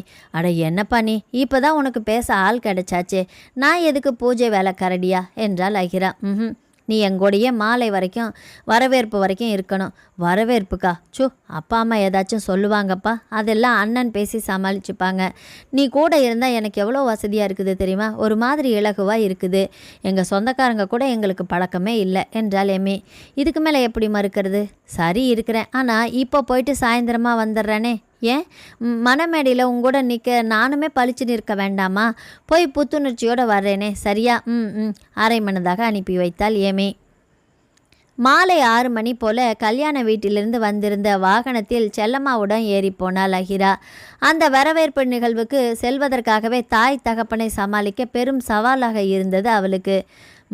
உதவின்னு தானே கேட்குறாங்க, உறவுக்காரங்க கூட ரொம்ப பழக்கம் இல்லைன்னு அந்த பொண்ணு சொன்னாலே, எப்படிம்மா முகத்தில் அடிச்சாப்பில் பேச முடியும் என்று மகள் கேட்கவும் ஓரளவு சமாதானம் அடைந்தாள் செல்லம்மா. வரவேற்பு முகூர்த்தத்தை விட களை கட்டும் என்பதால் சற்று கவனம் எடுத்து அலங்கரித்தாள் அகிரா. தங்க நிறமும் மெரூன் கலந்த பாவாடை தாவணியும் விரிந்துவிட்ட கூந்தலை அலங்கரித்த பிச்சுப்பூச்சரமும் காதுகளில் குடை விரித்திருந்த பெரிய ஜிமிக்கியும் செல்லம்மாவை மட்டுமல்ல தீபனையும் ஆட வைத்தது. விருந்து முடிந்து விடை பெறும்போது, ரொம்ப நன்றியாகி, உன்னோட அருகாமை எனக்கு உதவியாக இருந்தது என்று தீபன் நன்றியறிதல் தொனியில் சொல்ல, எங்கள் அன்புக்கான பரிசு இது என்று அவளிடம் ஒரு பையை நீட்டினா. அதான பார்த்தேன் என்று உள்ளுக்குள் சொல்லி கொண்ட அகிரா, நான் இதை எம்மி மேலே உள்ள அன்புக்காக தான் செஞ்சேன், உங்களுக்கு வேலைக்காரியா இல்லை என்று சொல்லிவிட்டு வேகமாக அந்த அறையை விட்டு வெளியேறினாள். சாதாரணமாக பேசுவதற்கே தராதரம் பார்ப்பவன் எப்படி இத்தனை உறவுகளுக்கு மத்தியில் தன்னை தங்கைக்கு தோழியாக தேர்ந்தெடுத்தான் என்ற சந்தேகம் இருந்து கொண்டே இருந்தது. கடைசியில் அதுவும் தெளிவாகி போனது. திருமண ஏற்பாட்டில் இன்ன வேலைக்கு இன்னார் என்று பார்த்து பார்த்து அவன் ஆட்களை கூலிக்கு வைத்தது போல இவளையும் வச்சிருக்கிறான். அதுவரை மனதில் பரவியிருந்த சுகமான நினைவுகள் அனைத்துமே அந்நியமாக விலகி போக இதயம் ஒருவித வெறுமையை உணரத் தொடங்கியது. எதிர்காற்று சிலு சிலுவென்று முகத்தில் மோதிய சுகத்தில் அப்படியே பேருந்து இருக்கையில் கண்மூடி சாய்ந்திருந்தாள் செல்லம்மா. களத்து மேட்டிலும் கடையிலுமாக ஆடி ஓடி உழைத்த அலுப்பு அந்த சுகத்தில் அடங்கியிருந்தது. 2-3 நிறுத்தத்திற்கு பிறகு ஏறிய பல்லவி செல்லம்மாவின் அருகில் வந்து அமர்ந்து அவளை மெதுவாக தட்டி எழுப்பினாள். கண் திறந்த செல்லம்மா பல்லவியை பார்த்து புன்னகையுடன் நலம் விசாரித்தாள். பின் ரொம்ப அசதியாக இருந்தா, அதான் அப்படியே கண் செருகிடுச்சு என்றாள். இருவரும் சில நேரம் குடும்ப விவகாரங்களை அலசியபடியே வர, ஆமாம், உன் பொண்ணு படிப்பை முடிச்சிட்டா தானே என்று கேட்டாள் பல்லவி. இப்போ என்ன பண்ணுறா? எங்கூட கடைக்கு வர்றா, கூடவே தபால் மூலம் மேல் படிப்பும் படிக்கிறா. நல்ல இடமா வந்தால் கல்யாணத்தை முடிச்சு வச்சிட வேண்டியது தானே. பார்த்துட்டு தான் இருக்கிறோம், நீயும் யாராவது இருந்தால் சொல்லு, ஊரில் உறவுன்னு செல்லம்மா சொல்லவும், இப்போ வாச்சும் சொன்னியே, எங்கள் அக்கா பையனுக்கு பொண்ணு பார்த்துட்டு தான் இருக்கோம். அப்படியா? பையன் என்ன பண்ணுறான்? மெட்ராஸில் கம்ப்யூட்டர் கம்பெனியில் வேலை பார்க்குறான். ஃப்ளாட்டு கார்னு நல்லா செட்டில் ஆயிட்டான். நம்ம அகிராவுக்கு சொல்லி பார்க்குறேன். அவனும் கண்ணுக்கு நல்ல பொண்ணாக தான் கேட்குறான். நீ என்ன சொல்கிற? சொல்லிப்பாரு. ஒரே பையன், பிக்கல் பிடுங்களெல்லாம் இல்லை. அவங்க பாட்டுக்கு மெட்ராஸில் இருக்க போகிறாங்க. அப்பப்போ திருவிழா பண்டிகைன்னு வந்துட்டு போவாங்க. என்ன, எங்கள் அக்கா தொகையை நிறைய எதிர்பார்க்கும். நீ வச்சிருக்கிறதும் ஒரே பிள்ளை, அவளுக்கு செய்யாமல் வேற யாருக்கு செய்ய போறியான்? பல்லவி தன் பாட்டுக்கு நிலையை விமர்சித்து கொண்டே வர செல்லம்மாவுக்கு ஆர்வம் பிறந்தது. 70-80 பவுனு, சில லட்சம் ரொக்கம், அதோட வீடு காடு கழனி எல்லாமே அவளுக்கு தானே என்றாள். எனக்கு தான் தெரியுமே, அதனால தான் நானே இந்த பேச்சை ஆரம்பித்தேன். பிள்ளையும் நல்லா இருக்கான், பார்க்க படிக்கவும் செஞ்சுருக்கா. அப்புறம் என்ன, கடவுள் போட்ட திட்டம் இதுதானா? யாரால் மாற்ற முடியும்? உன் ஃபோன் நம்பரை கொடு, நான் அங்கே எங்கள் அக்கா கிட்ட போய் பேசிட்டு உனக்கு சொல்கிறேன் என்று பல்லவி ஃபோன் நம்பருடன் கீழே இறங்கினாள். வீட்டை வந்தடைந்த பின்பும் செல்லம்மாவின் மனம் பரபரப்பிலேயே இருந்தது. இருக்கிறது ஒரே பிள்ளை, ஆஸ்தியும் அந்தஸ்தும் அவளுக்கு தான் என்றாலுமே துணை நல்லபடியாக அமைய வேணுமே. 4 பேரிடம் சொல்லி வைத்தால் தானே நல்ல வரன் கிடைக்கும். அவள் வீட்டிற்குள் நுழைந்த நேரத்தில் அகிரா கூடத்தில் உட்கார்ந்து கொண்டு ஒரு ரவிக்கை துணியில் டிசைன் வரைந்து கொண்டு வண்ண வண்ண கற்களை ஒட்டி கொண்டிருந்தாள். தாய் வந்ததை பார்க்கவும், அம்மா ஒரே தலைவலியாக இருக்குது, சுக்குமல்லி காப்பி போட்டுக்கொட என்றாள் கெஞ்சலாக. நானே ஓடி ஆடி அசதியாக வந்திருக்கிறேன். எனக்கு ஒரு வாய் தண்ணி கொடுக்க ஆள் இல்லை. எப்போ வருவேன்னு காத்துட்டு கிடந்தியாக்கும் என்று பொரிந்தபடியே அடுப்பங்கரைக்கு சென்று காப்பி தயாரித்து விட்டு வந்தா செல்லம்மா. தாயின் கடுகடு முகத்தை பார்க்கவும், எங்கம்மா கோபமாக இருந்தால் கூட கொல்ல அழகாக தான் இருக்கிறா என்று மகள் இளையவும், காரியம் ஆகணும்னா எந்த அளவுக்கு வேணும்னாலும் ஐஸ் வைப்பியே, இந்தா குடிச்சு தொலை என்று டம்ளரை நீட்டியவள் மகள் கையில் இருந்த துணியை பார்த்தாள். ஆமாம், இது ஏது துணி புதுசாக இருக்கு என்று கேட்டாள். இது நம்மளது இல்லைம்மா, வசந்த் சார் வீட்டில் ரத்னாமா இல்லை, அவங்களுக்கு அடுத்த வாரம் பிறந்த நாள், அதுக்கு தான் இது. மகள் ஆர்வமாக சொல்ல செல்லம்மாவின் கோபம் எகிரியது. அடி நாயே, பெத்த தாய்க்கு இத்தனை நாள் ஒரு பிறந்த நாளுக்கு கூட 5 பைசா மிட்டா வாங்கி தந்தது கிடையாது. நீ எவ்வளோ ஒருத்திக்கு பிறந்த நாளுன்னு பகலா முதுகு ஒடிய கல் ஓட்டிட்டு கிடக்கிறியா? கல் எடிடி அந்த தோடப்பக்கட்டைய. செல்லம்மா கோபத்தின் உச்ச நிலையை அடைய, தப்பிச்சேண்டா சாமி என்று வாசல் பக்கம் ஓடியவள், பேரம் பேத்தி எடுக்க வேண்டிய வயசில் டிசைன் ப்ளவுஸ் கேட்குதா உனக்கு? டிசைன் ப்ளவுஸு என்று கேட்டு தாயை மேலும் வெறுப்பேத்தினாள். இனிமேல் அந்த பட்டாளத்துக்காரன் வீட்டுக்கு போன இதோட நிறுத்திக்கோவும் ஆட்டத்தை. அங்கிருந்து சப்போட்டாவை கொண்டு வந்தேன், மாம்பழத்தை கொண்டு வந்தேன்னு திரும்பவும் ஆரம்பித்தா கொலைகாரி ஆயிடுவேன். ஆமாம். செல்லம்மா எச்சரிக்கையை விட, ஏன், நான் போவேன் பிடிவாதமாக சொன்னாள் மகள். போவடி போவ, போகிற காலும் ஒடியும், வெடுக்கு வெடுக்குன்னு பேசுகிற வாயும் உடையும். அந்த ஆளும் அவன் மூஞ்சியும் நினச்சாலே பற்றிக்கிட்டு வருது. ஏம்மா, நல்லவங்களை கண்டா உனக்கு பிடிக்காதா? ஆமாம், பெரிய நல்லவன், ஊரே அவனை காரி துப்பு தான், வந்துட்டா வக்காலத்துவாங்க. இன்னொரு முறை அந்த ஆள் பேச்சை எடுத்த விளக்கமாறு பிஞ்சிடும், ஜாக்கிரதை. தாயின் கோபம் கண்டு மிரண்டு போய் நின்றாள் அகிரா. வசந்த் அவளுக்கு செய்திருக்கும் நன்றிக்கு பிரதிபலனாகத்தான் தான் செய்யும் சிறு உதவியை பெரும் பிரச்சனையாக்கும் தாயை உணர்ச்சி என்று பார்த்தாள் அகிரா. என்னடி முறைக்கிற? சும்மாதாமா பார்த்தேன். முறைக்கிறேன்னு சொல்கிற? அங்கே போனதிலிருந்தே உன் நடவடிக்கையே சரியில்லையே. எடுத்தெறிஞ்சு பேசுகிறதும் முறைச்சிக்கிட்டே நிற்கிறதும் என்ன கொழுப்பேறி போச்சா? 3 வேலைக்கு 4 வேலையாக சோழியும் இல்லாமல் வெட்டிக்கிட்டு கொட்டிக்கிட்டு இப்படி தானே நடந்துக்கு தோணும்.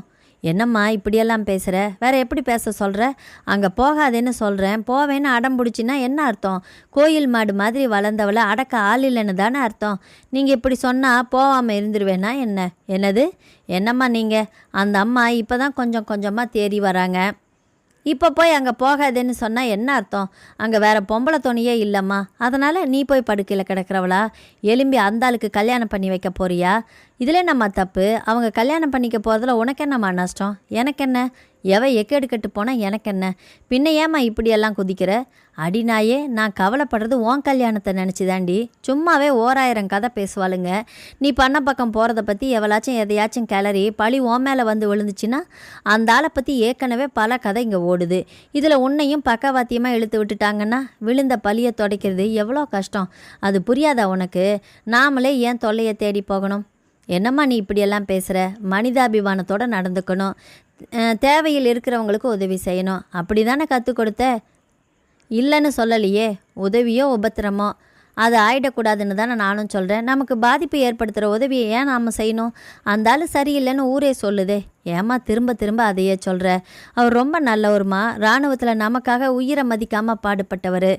இப்போ கூட எவ்வளோ உதவிகள் மற்றவங்களுக்கு செய்கிறாருன்னு தெரியுமா? ரொம்ப கண்ணியமானவர்மா. நான் எவ்வளவோ சொல்லிட்டேன், நீ கேட்கவே மாட்டேங்கிற. ஏதோ தப்பு செய்து அவர்கிட்ட செமத்தியாக வாங்கி கட்டினவன் தான் இப்படி எல்லாமே அவரை பற்றி பரப்பி விட்டுருக்குறான். அவரோட பழகி பார்த்தா தானே அவரோட குணமே தெரியும். நமக்கு எதுக்குன்னு சொல்கிறேன், ஒதுங்கி இருக்கிறது ஏன் வலுக்கட்டாயமாக இழுத்து விடணும்னு சொல்கிறேன் என்று செல்லம்மா கேட்கவும், நீங்கள் என்ன சொன்னாலும் சரிதான், நான் அங்கே போகிறத நிறுத்தவே மாட்டேன் என்று உறுதியுடன் கூறினாள் அகிரா. மகளின் பிடிவாதத்தை கண்டு விக்கித்து நின்றாள் தாய்.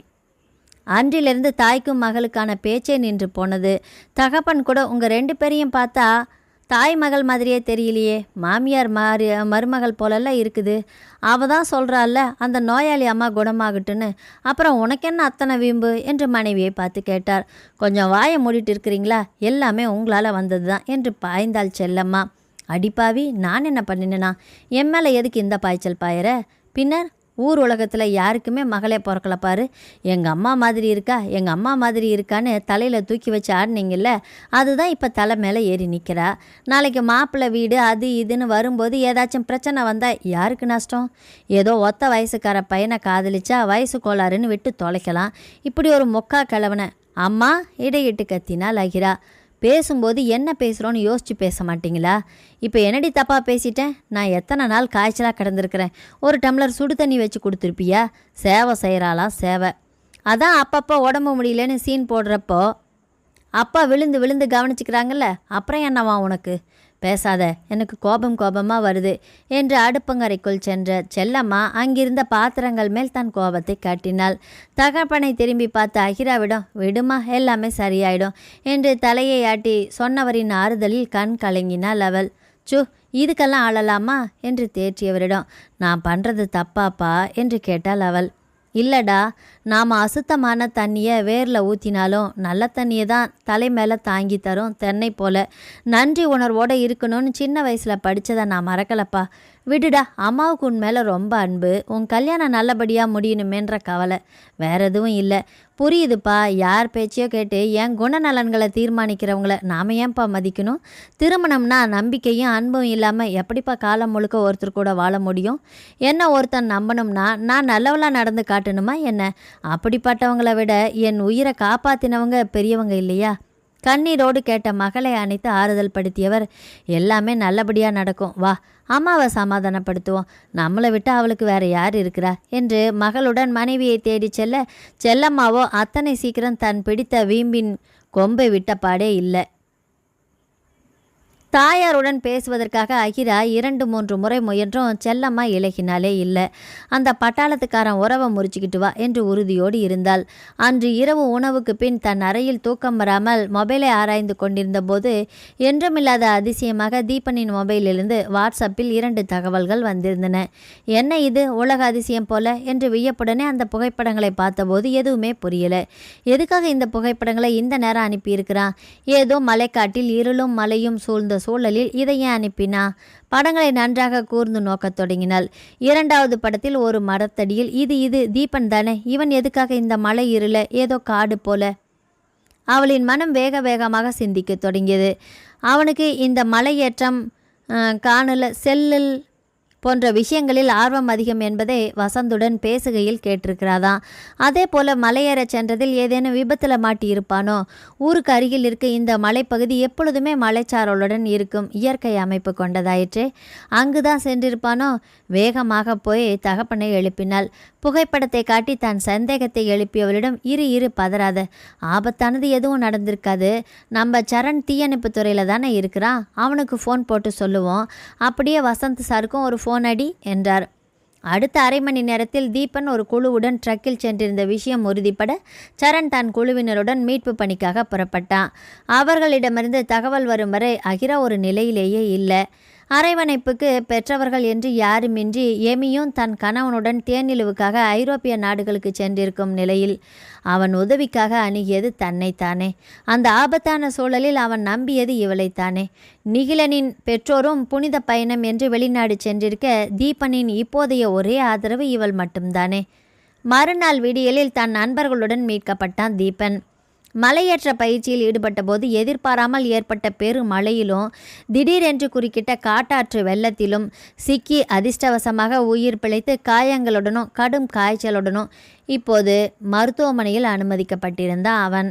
மருத்துவமனையில் தன் பெற்றோரின் சம்மதத்துடனே அவனை நன்கு கவனித்து கொண்டாள் அகிரா. யார் செய்த புண்ணியமோ தாயின் பாராமுகம் தந்த வேதனையில் தூக்கம் பிடிக்காமல் வாட்ஸ்அப் அவள் அந்த நேரம் பார்த்தது. அந்தி சாயும் மங்கள் ஒளியில் எடுத்திருந்த அந்த படத்தை அலட்சியமாக விளக்காமல் ஞானமாக அதிலிருந்த ஆபத்தை அவள் யூகித்தறிந்தாளே. ஒருவாறு உடல் நலம் தேறி வீட்டிற்கு வந்திருந்தவனே செல்லம்மாவோடு பார்க்க வந்திருந்தார் துரை. நன்றின்னு மட்டும் சொல்லி உங்கள் உதவியை நான் கலங்கப்படுத்த விரும்பல அங்கிள். அந்த நிமிஷத்தில் என் மொபைல் மட்டுமே சற்று உயிர் போடு இருந்தது. கடவுள் எங்களுக்கென்று கொடுத்திருந்த அந்த பொன்னான நேரத்தில் என் நினைவுகளில் இருந்தது இவன் மட்டும்தான் என்று உணர்ச்சி பெருக்குடன் கூறிய தீபன் அகிராவை திரும்பி பார்த்தபோது அவளின் முகத்தில் சலனமே இல்லாத உணர்ச்சியற்ற நிலை. நன்றியுணர்வோடு கலந்திருந்த வேறொரு உணர்வையும் அவள் அறிந்திருந்தாலுமே அவள் அதை உணராதவள் போலதான் நின்றாள்.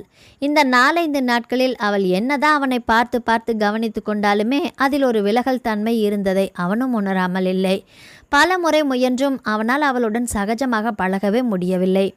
தாங்க முடியாதவனாக மருந்து மாத்திரையை எடுத்து தந்தவளின் கரத்தை இறுக பற்றியவன் என்னாச்சாகி உனக்கு என்று கேட்டபோது என்று புரியாத பாவனையில் உதட்டை பிதுக்கினாள் அவள். புரியல என்று தலையை அசைத்து தோலை குலுக்கியவளிடம் அவனால் எதையுமே கேட்க முடியல. உறங்குவது போல நடிப்பவளை என்ன செய்ய, அதோடு கூடவே இருக்குது வீம்பு. என் உதவி உனக்கு போதும் என்று வருவதை நிறுத்திவிட்டா அது இன்னமும் மோசமாகிவிடுமே. கொஞ்ச நாள் விட்டு பிடிப்பதே நல்லது என்று இருந்து விட்டான் தீபன். அவனின் உடல் நலம் ஓரளவு தேறி வந்த நிலையில் நிகிலனும் எமியும் தங்கள் சுற்றுலாவை முடித்துவிட்டு ஊர் திரும்பியிருந்தார்கள்.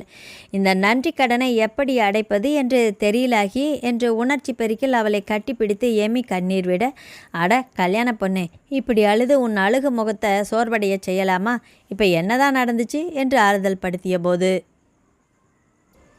இல்லை எங்கள் அண்ணனை நீ சாவில் இருந்து மீட்டிருக்கிற, நீ மட்டும் சரியான நேரத்தில் நடவடிக்கை எடுத்திருக்கலைன்னா அவங்க நிலை பற்றி தெரியவே 2 நாள் ஆகியிருக்கோம்.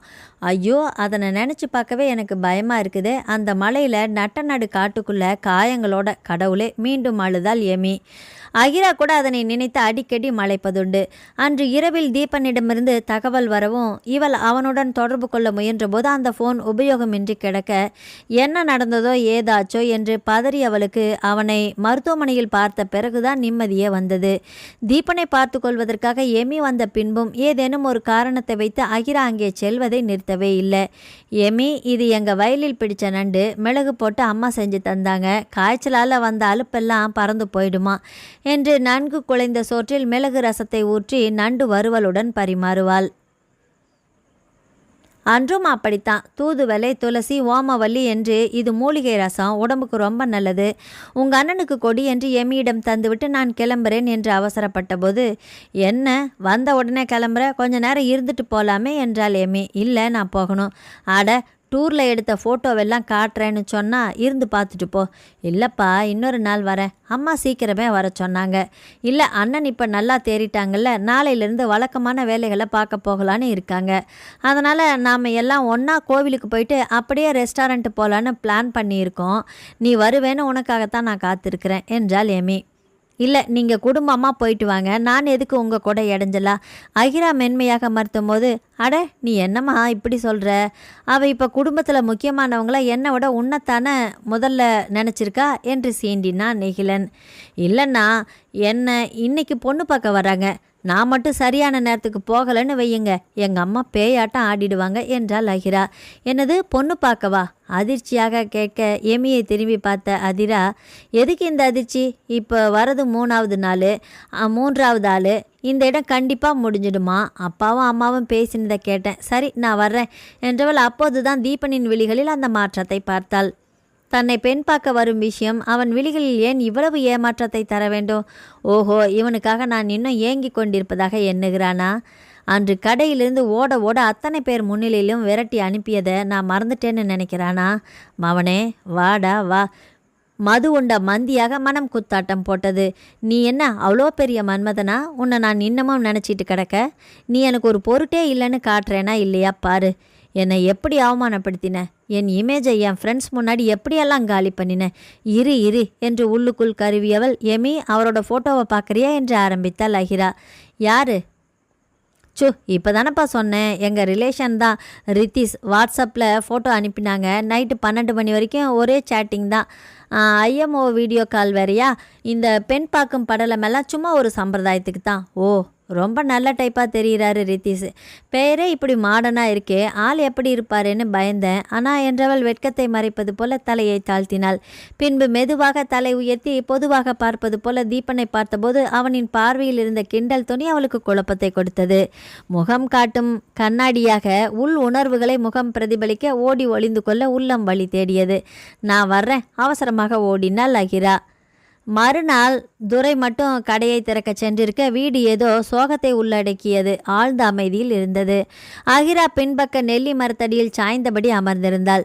செல்லம்மா உள்ளறையை விட்டு வெளியே வரவே இல்லை. அவள் பயந்தது போல கடைசியில் வசந்த சம்பந்தப்பட்ட விவகாரம் விஸ்வரூபம் எடுத்தது. மனதிற்கு நிறைவான சம்பந்தம் கைவிட்டு போன வேதனை ஒரு பக்கம் இருந்தாலும் மகளின் கண்ணியம் பற்றிய விவாதத்தில் உறவினர் முன் அவமானப்பட்டு நின்றதே பெரும் சுமையாக தெரிந்தது. தாயின் வேதனையின் மூல காரணம் தான்தான் என்ற குற்ற உணர்வு அகிராவை வாட்டிய போது, இப்படி காலம் முழுக்க துணையாக வரப்போகிறவன் துவக்கத்திலேயே சந்தேகம் என்ற மஞ்சள் கண்ணாடியை மாட்டிக்கொண்டு நின்றது வெறுப்பாக இருந்தது. என்ன உலகமடா இது? சந்தேகப்படுவதற்கும் ஒரு வயது வரம்பு வேண்டாமா? தாய்க்காரி என்னடாவென்றால் பனைமரத்தின் கீழ் நின்று பாலை குடிக்காதே என்கிறாள். எவனோ ஒருவன் வந்து அவளின் போக்கையும் வரத்தையும் பற்றி 1000 கேள்வி கேட்குறான். பெண் பார்க்கும் படலத்திற்கான ஆயத்தங்கள் துரிதமாக நடந்து கொண்டிருந்த வேளையில் ஃபோனில் தொடர்பு கொண்ட பல்லவி, என்னக்கா பிள்ளைய கண்டித்து வளர்க்கக்கூடாதா? உன்னையும் அண்ணனையும் நல்லா தெரிந்ததால் தானே, அந்த நம்பிக்கையில் தானே நான் இந்த சம்பந்த விஷயத்திலேயே தலையிட்டேன். எனக்கு எவ்வளோ அவமானம் தெரியுமா என்று சொல்லவும் கோபத்தின் உச்சத்தை அடைந்த செல்லம்மா விளக்குமாறு பிய்ய பிய்ய மகளை சாத்தி என்று சாத்தி விட்டாள். அவமானம் தந்த சூடு கோபத்தை தீவிர விகாரமாக்கியது. அக்கம்பக்கம் பரவவும் ஆள் ஆளுக்கு அறிவுரை என்ற பெயரில் கொடுத்த கொடுமைகளை எல்லாமே பல்லை கடித்து தாங்கி கொண்டாள் அகிரா. இரவு அடர்ந்த மௌன அழுத்தத்துடனேயே கழிய காலையிலேயே துரை எதுவும் பேசாமல் தன் வயிற்றுப்பாட்டை பார்க்க கிளம்ப செல்லம்மா படுக்கை விட்டு எழவே இல்லை. வெளியே அமர்ந்திருந்த அகிரா மறுபடியும் செல்லம்மாவின் குரல் கேட்கவும், யாரோ ஆறுதல் என்ற பெயரில் மறுபடியும் காயத்தை கிளறி பார்க்க வந்திருப்பார்கள் போல என்று சலிப்புடன் எண்ணிய போது உள்ளே ஆளுகை அதிகமாகவும், இதென்ன தொல்லை, நிம்மதியாக இருப்பவர்களையும் இருக்க விடாம என்று கோபமாக வீட்டிற்குள் நுழைந்த போது முன் வாசலில் நுழைந்த தமையனையும் தங்கையையும் பார்த்து விக்கித்து போனாள். கடவுளே, போச்சா? உள்ள மனமும் போச்சா? அதிர்ச்சியாக உறைந்து போய் நின்றவளை பார்த்த எமி அகி என்று அழைக்கவும் வாங்க என்று வரவேற்று அமர வைத்தாள். காரிலிருந்து இறங்கி வந்தவர்களையும் பார்க்கவும் அக்கம்பக்கம் என்று வீட்டின் முன் சிறு கும்பலே கூடிவிட்டது. மகள் யாரையோ வரவேற்று கொண்டிருக்கும் சத்தம் கேட்டு செல்லம்மா வெளியே வந்து பார்த்தபோது அங்கே நின்றவர்களும் கூடி நின்ற கும்பலும் அவளின் வேதனையை இன்னும் அதிகப்படுத்த ஓ என்று ஓலமிடத் தொடங்கினாள். வீட்டிற்குள் நுழையவுமே அந்த அசாதாரணமான சூழல் எதையோ உணர்த்த அந்த அழுகை வேறு எமியை மேலும் சங்கடப்படுத்தியது. ஆண்டி, என்ன இது? என்னத்தம்மா சொல்வேன்? இந்த படுபாவி இப்படி குடும்பமானத்தை என்று ஆரம்பித்த போது தன் சொந்த கதை சோக கதை அழுகையினோட விவரித்து, நீயே சொல்லுமா, இப்படி உபத்திரம் கொடுக்குற உதவி தேவையா? அது எடுத்து சொன்னால் நான் பிடிச்ச முயலுக்கு 3 காலுன்னு நிற்கிறா இவ. நான் என்ன பண்ணுறது? நான் ஒளிஞ்சாதான் இவளுக்கு நிம்மதி என்றாள். அம்மா, வாயை மூடு, பேசாத, நீ எங்கூட பேசவே பேசாத. அகிரா மறுபடியும் தன் தன்மானம் நொறுங்கி விழுவதை தடுக்க முடியாமல் நின்றாள். மா, ஏம்மா இப்படி என்னை அசிங்கப்படுத்துகிற? விமலா அடைக்கபடியே கேட்டா அகிரா. என்னது என்று செல்லம்மா கோபமாக எகிரிய நேரத்தில் ஆன்ட்டி என்ற அழுத்தமான குரல் அவளை தடுத்தது. தன்னை கூப்பிட்டவனை பார்த்த செல்லம்மா தலையை திருப்ப, இப்போ இவளோட கல்யாணம் தான் உங்கள் பிரச்சனையா என்று கேட்டான் தீபன். ஆமாம் தம்பி, வர மாப்பிள்ளைகள் எல்லாமே இப்படி தட்டி போனால் இவளை யார் தான் கல்யாணம் பண்ணிப்பாங்க? அதுதான் நான் இருக்கேனே மிக சாதாரணமாக அவன் சொல்லவும் புயலுக்கு முந்தைய அந்த அசாதாரண அமைதி அங்கே சட்டென்று பரவியது. திருமணம் இனிதாக நடந்து முடிந்த அந்த இனிமையான இரவில் மலர்களும் மனமும் கமல மெல்லிய பொன்னொளி வீசி கொண்டிருந்த தன் அறைக்குள் தீபன் நுழைந்தபோது அலங்கரிக்கப்பட்டிருந்த அந்த பெரிய கட்டிலில் ஓரமாக சுருண்டபடி படுத்து கிடந்தாள் அகிரா. உதட்டில் தவழ்ந்த அலட்சிய புன்னகையுடன் அவள் அருகே சென்றவன் மெதுவாக தட்டி எழுப்பினான். வெறுமனே கண்மூடி கிடந்தாலும் அந்த சலனத்தில் திடுக்கிட்டு எழுந்தவள் அமைதியாக நின்றவனின் முகத்தை நிமிர்ந்து பார்த்தாள். என்ன என்று விழி அசைவிலேயே அவன் கேட்கவும் உள்ளே பரவி கொண்டிருந்த நடுக்கம் இன்னும் அதிகமாகியது. என்ன தூங்கவா இங்கே வந்த? கேட்ட கேள்வியும் கேட்ட தோரணையும் அவளை பதிலளிக்க கூட விடவில்லை. தலை கவிழ நின்றவளின் மோவாயை நிமித்தியவன், இந்த கல்யாணம் ஏன் நடந்ததுன்னு தெரியுமில்ல என்று கேட்டான். ஏன் நடந்தது என்று அவளும் தானே குழப்பமாக நிற்கிறாள். அவளுக்கு எப்படி தெரியுமா? நான் மேல் மட்டம் நீ கீழ் மட்டம் என்று மட்டம் தட்டியவன் திடுமென்று வந்து நின்று கல்யாணம் என்றால் அவளின் சம்மதத்தை கூட பெறாமல் பெற்றோர் அவசர கதியில் ஏற்பாடுகளை செய்து இதோ அவனின் அறையில் அவன் முன்னால் வந்து நின்று கொண்டு அவன் கேட்கும் இல்லை இல்லை என்று அவன் நடத்தும் விசாரணைக்கு பதிலளிக்க முடியாமல் மலங்க விழித்து கொண்டிருக்கிறாள். என்ன? மறுபடியும் அவன் கேட்ட அந்த ஒற்றை கேள்வியில் 1000 கிளை கேள்விகள். அம்மா தான். புரியாத பாவனையில் அவன் ஒருமை, இல்லை வந்து அம்மா தானே இந்த கல்யாணம் நடக்கலைன்னா செத்து போயிடுவேன்னு அவள் முகம் மாறாமல் சொல்ல, ஆக இந்த கல்யாணம் உங்கள் அப்பா அம்மா உயிரை காப்பாற்றிருக்கு அப்படித்தானே? அப்படின்னா இதில் உனக்கு லாபம்தான். ஆனால் எனக்கு இவன் என்ன பேசுகிறான்? வியாபாரம் போல் லாப நஷ்ட கணக்கெல்லாம் பற்றி பேசிகிட்டு இருக்கிறான். சரியான வியாபாரி தான். அவள் தன் மனதிற்குள் பேசி கொண்டிருக்க, உண்மைதான், இதுவும் ஒரு வியாபாரம் போல தான்னு வச்சுக்கோயேன். ஆனால் லாபம் இல்லாமல் எதுவுமே செய்ய முடியாது இல்லையா? அந்த பேச்சு கசப்பாக நெஞ்சுக்குள் இறங்க, நான் என்ன செய்யணுமா என்று கேட்டாள். நல்லது என்றவன், நாம் இப்போ ஆரம்பிக்கிற என்று தொடங்கி அவளை நெருங்கினான். அவளின் தோள் மேல் கையை வைத்து அவளின் காதருகே மெதுவாக குனிந்து அவன் தன் பேச்சை தொடரவும் தொடர்ந்த நிமிடங்களில் அவள் எப்படி அவனின் கட்டுப்பாட்டுக்குள் போனாள் என்பதே புதிராக இருந்தது. புதிதாக உணர்ந்த தீண்டலில் பல விடுகதைகளுக்கு விடை கிடைத்த போதிலும் அவளிடம் அவன் எதிர்பார்த்த நெகிழ்விற்கு பதில் உடல் துவண்டு நடுங்குவதை உணரவும் அவளின் முகம் நோக்கி என்ன என்று கேட்டான். காட்டமாக பயமா இருக்கு. திணறலாக சொன்னவளின் விழிகளில் கண்ணீர் திரண்டு நின்றது. ஏமாற்றம் அவனின் விழிகளில் சிவப்பை ஏற்றினாலும், சரி தூங்கு, காலையில் 5 மணிக்கெல்லாம் எழுந்திருக்கணும் என்று வெளியே சென்று விட்டான். 5 மணிக்கா? எப்பா சாமி, என் வாழ்க்கையில் அவ்வளவு விடிய காலையில் நான் எழுந்ததே கிடையாதே. அது வேற சொன்ன நேரத்துக்கு எழலைன்னா திட்டுவானோ? பயத்திலேயே தூக்கம் வராமல் ஒதுங்கி நின்றது. மொபைலில் வைத்திருந்த அலாரம் அடிக்க தொடங்கவும் பழக்க தோஷத்தில் அதை எடுத்து அணைத்து வைத்தாள் அகிரா.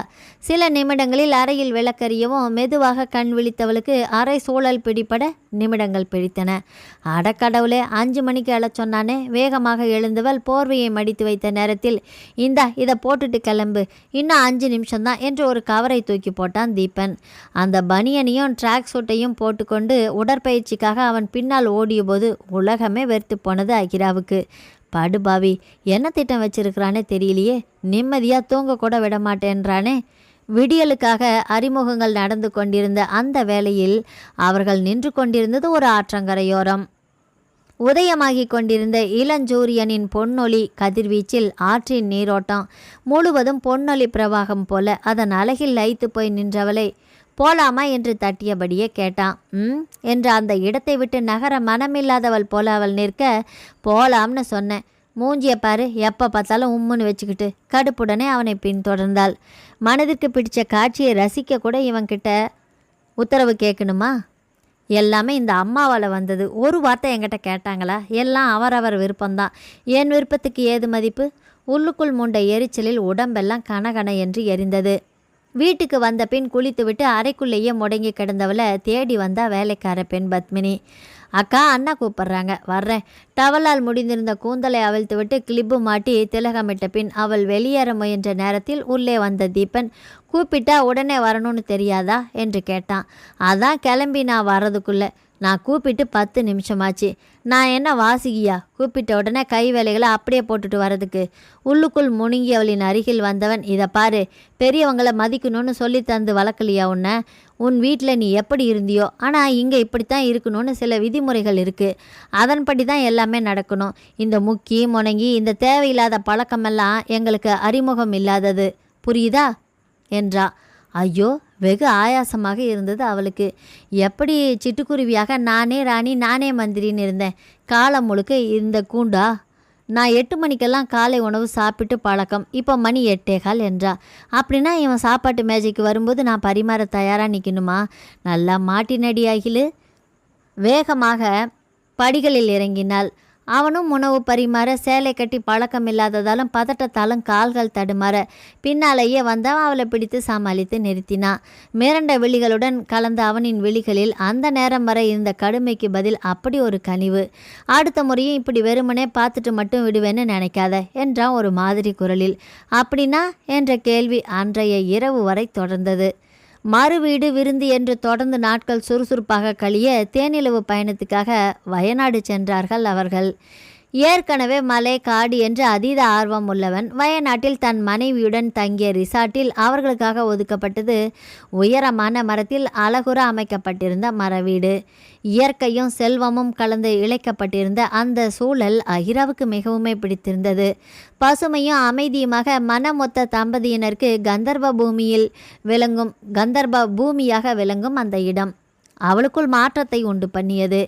இருவரும் ஓரளவு சகஜமாக பேசத் தொடங்கியிருக்க ஒரு வார பயணமும் தனிமையும் மனதிற்கினிய இயற்கை சூழலும் நட்பு என்ற வட்டத்தை தாண்ட முடியவில்லை. தானாக கனியட்டும் என்று காத்திருந்தானோ என்னவோ அவளின் போக்கிலேயே விட்டு அமைதியாக இருந்தான். தம்பதியர் வீடு திரும்பிய பின் ஆர்வமாக வரவேற்ற எமி அவளின் வலது கையில் எதையோ தேடினாள் போல. அண்ணியின் வளையல் கரங்களில்தான் எதிர்பார்த்ததை பார்க்க முடியாமல் பெரிய ஏமாற்றத்துக்கு உள்ளானாள். அகிரா எமிக்காக வாங்கி இருந்த பொருட்களை ஆர்வமாக காட்டிய போது அவளிடம் எந்த சுவாரஸ்யமும் இல்லாமல் இருக்க, ஏற்கனவே மனப்பொருத்தம் இல்லாத பெற்றோரிடம் அனுபவித்த பலவித வேதனையான அனுபவங்கள் அண்ணன் வாழ்விலும் நடந்து விடுமோ பயந்து போனாள். அன்புக்காகவும் அரவணைப்புக்காகவும் தமையனும் தங்கையும் ஏங்கி தவித்தது நினைவில் ஆடியது. அண்ணன் வீட்டில் இருந்த அந்த 2 நாட்களில் இருவருக்கிடையேயும் இருக்கும் இடைவெளி தெளிவாகவே புரிந்தது. கணவனின் தேவைகளை ஓடி ஓடி கவனித்த அகிராவிடம் வேலையினூடே ஊடுருவி நிற்கும் நேசத்திற்கு பதில் ஒரு கடமை உணர்வு மட்டும்தான் பளிச்சிட்டது. அவளும் புதிதாக திருமணம் ஆனவள் தானே. புதுமண தம்பதியினருக்கு இடையிலே பரவி நிற்கும் பரவசமும் எதிர்பார்ப்பும் நிறைந்த நேசத்தை அவள் அறியாதவளா? அண்ணன் ஆசையாக விரும்பி ஏற்ற நேசம் அவனுக்கு கிடைக்கலையா? மாலையில் மனைவியை பார்க்க வந்த நிகிலன் அவளின் மனக்குழப்பத்தை முகத்திலேயே கண்டு என்னாச்சு என்றபடி அருகில் அமர்ந்தான். யாரிடமாவது தன் சந்தேகத்தை கொட்டிவிட வேண்டும் என்ற மனநிலையில் இருந்த எமி எல்லாவற்றையும் கொட்டி முடித்த பின், அந்த வலையில் எவ்வளவு ஆசையாக வாங்கினேன் தெரியுமா? அவங்க 2 பேர் காதலும் முழுமையாக உணரப்பட்டதன் அடையாளமாக அது அப்படின்னு சொன்னேனே. ஆனால் அன்னி கையில் அது இல்லவே இல்லையே என்றால் கண் கலங்க. ஆக அந்த காதலின் சின்னமும் இன்னும் அவன்கிட்ட தான் இருக்குது. விசனமாக தலையாட்டினாள் ஏமி. அப்போ அவங்க என்றவன் சந்தேக தோரணியில் மனைவிக்கு விளங்கும் சமிக்கை பாசியில் எதையோ கேட்டு என்றாள் கேள்விக்குறியுடன். அவளும் அப்படித்தான் போல என்று தலையை ஆட்டினாள். பாவி, 1 வார ட்ரிப்பை வேஸ்ட் பண்ணிட்டானே, நமக்காச்சும் 2வது வாய்ப்பாக தந்திருக்க கூடாதா? அவன் ஏக்கமாக சொல்ல என்று முறைத்த எமி, நானே எங்கள் அண்ணன் வேதனையை பற்றி சொல்லிட்டுருக்கிறேன், நீங்கள் என்னடானா என்றாள் கோபமாக. ஹே எமி, கொஞ்ச நாள் ஆனால் எல்லாமே சரியாக போயிடும். ஆனால் எங்கள் அப்பாவுக்கும் அம்மாவுக்கும் இடையே கடைசி வரை எதுவுமே சரியாகலையே. என்னப்பா இது? அவன் அகிராவை எந்த அளவுக்கு நேசிக்கிறான்னு தெரியுமா? அவள் இல்லைன்னா எனக்கு வாழ்க்கையே இல்லை. உயிரே போகிற சூழ்நிலை வந்தாலும் அவளை நான் விட்டே தரமாட்டேன்னு எவ்வளவு உறுதியாக சொன்னான் தெரியுமா? அவனாவது தன் காதலை விடுறதாவது. நீ வேற இப்படி ஊடலில் ஆரம்பிக்கிற காதல் ரொம்ப சுவாரஸ்யமாகவும் ஆழமாகவும் இருக்கும் தெரியுமா என்றான். நிஜமாவா? அப்போ நம்ம காதல்? முறைப்புடன் கேட்டவளிடம். அது அதை விட ஆழமானதுடி ஏன் ராட்சாசி என்றான் காதலுடன். அந்த 1 வாரம் முழுவதும் நிகிலனும் எமியும் அங்கேயே தங்கியிருந்தார்கள். இருவருக்கும் இடையில் இருந்த அந்யோன்யமும் பிணைத்திருந்த நேசமும் அகிராவுக்கு பொறாமையவே அள்ளி தெளித்தது. எவ்வளவு பாசமாக இருக்கிறான் இந்த நிகிலன்! எமி எமி என்று உயிரியே விடுகிறான். அவன் அவளை பார்க்கும் பார்வையில் இத்தனை காதல் வலியுது. நமக்கு ஒன்று வந்து வாச்சிருக்குதே உம்மனா மூஞ்சி. பார்க்குற பார்வையும் முறைக்கிற முறைப்போம். வசந்த் சார் கூட கடும் பணியில் விரைத்து சேதமடைந்திருந்த கை கால் விரல்களை காரணம் காட்டி தன்னை விலக்கி வேறொருவனை மணக்க இருந்து விபத்தில் சிக்கி நடை பிணமானவளை சொந்தங்கள் எல்லாமே கைவிட்ட போதும் எப்படி அரவணைச்சு தன் காதலை வெளிப்படுத்துகிறாரு.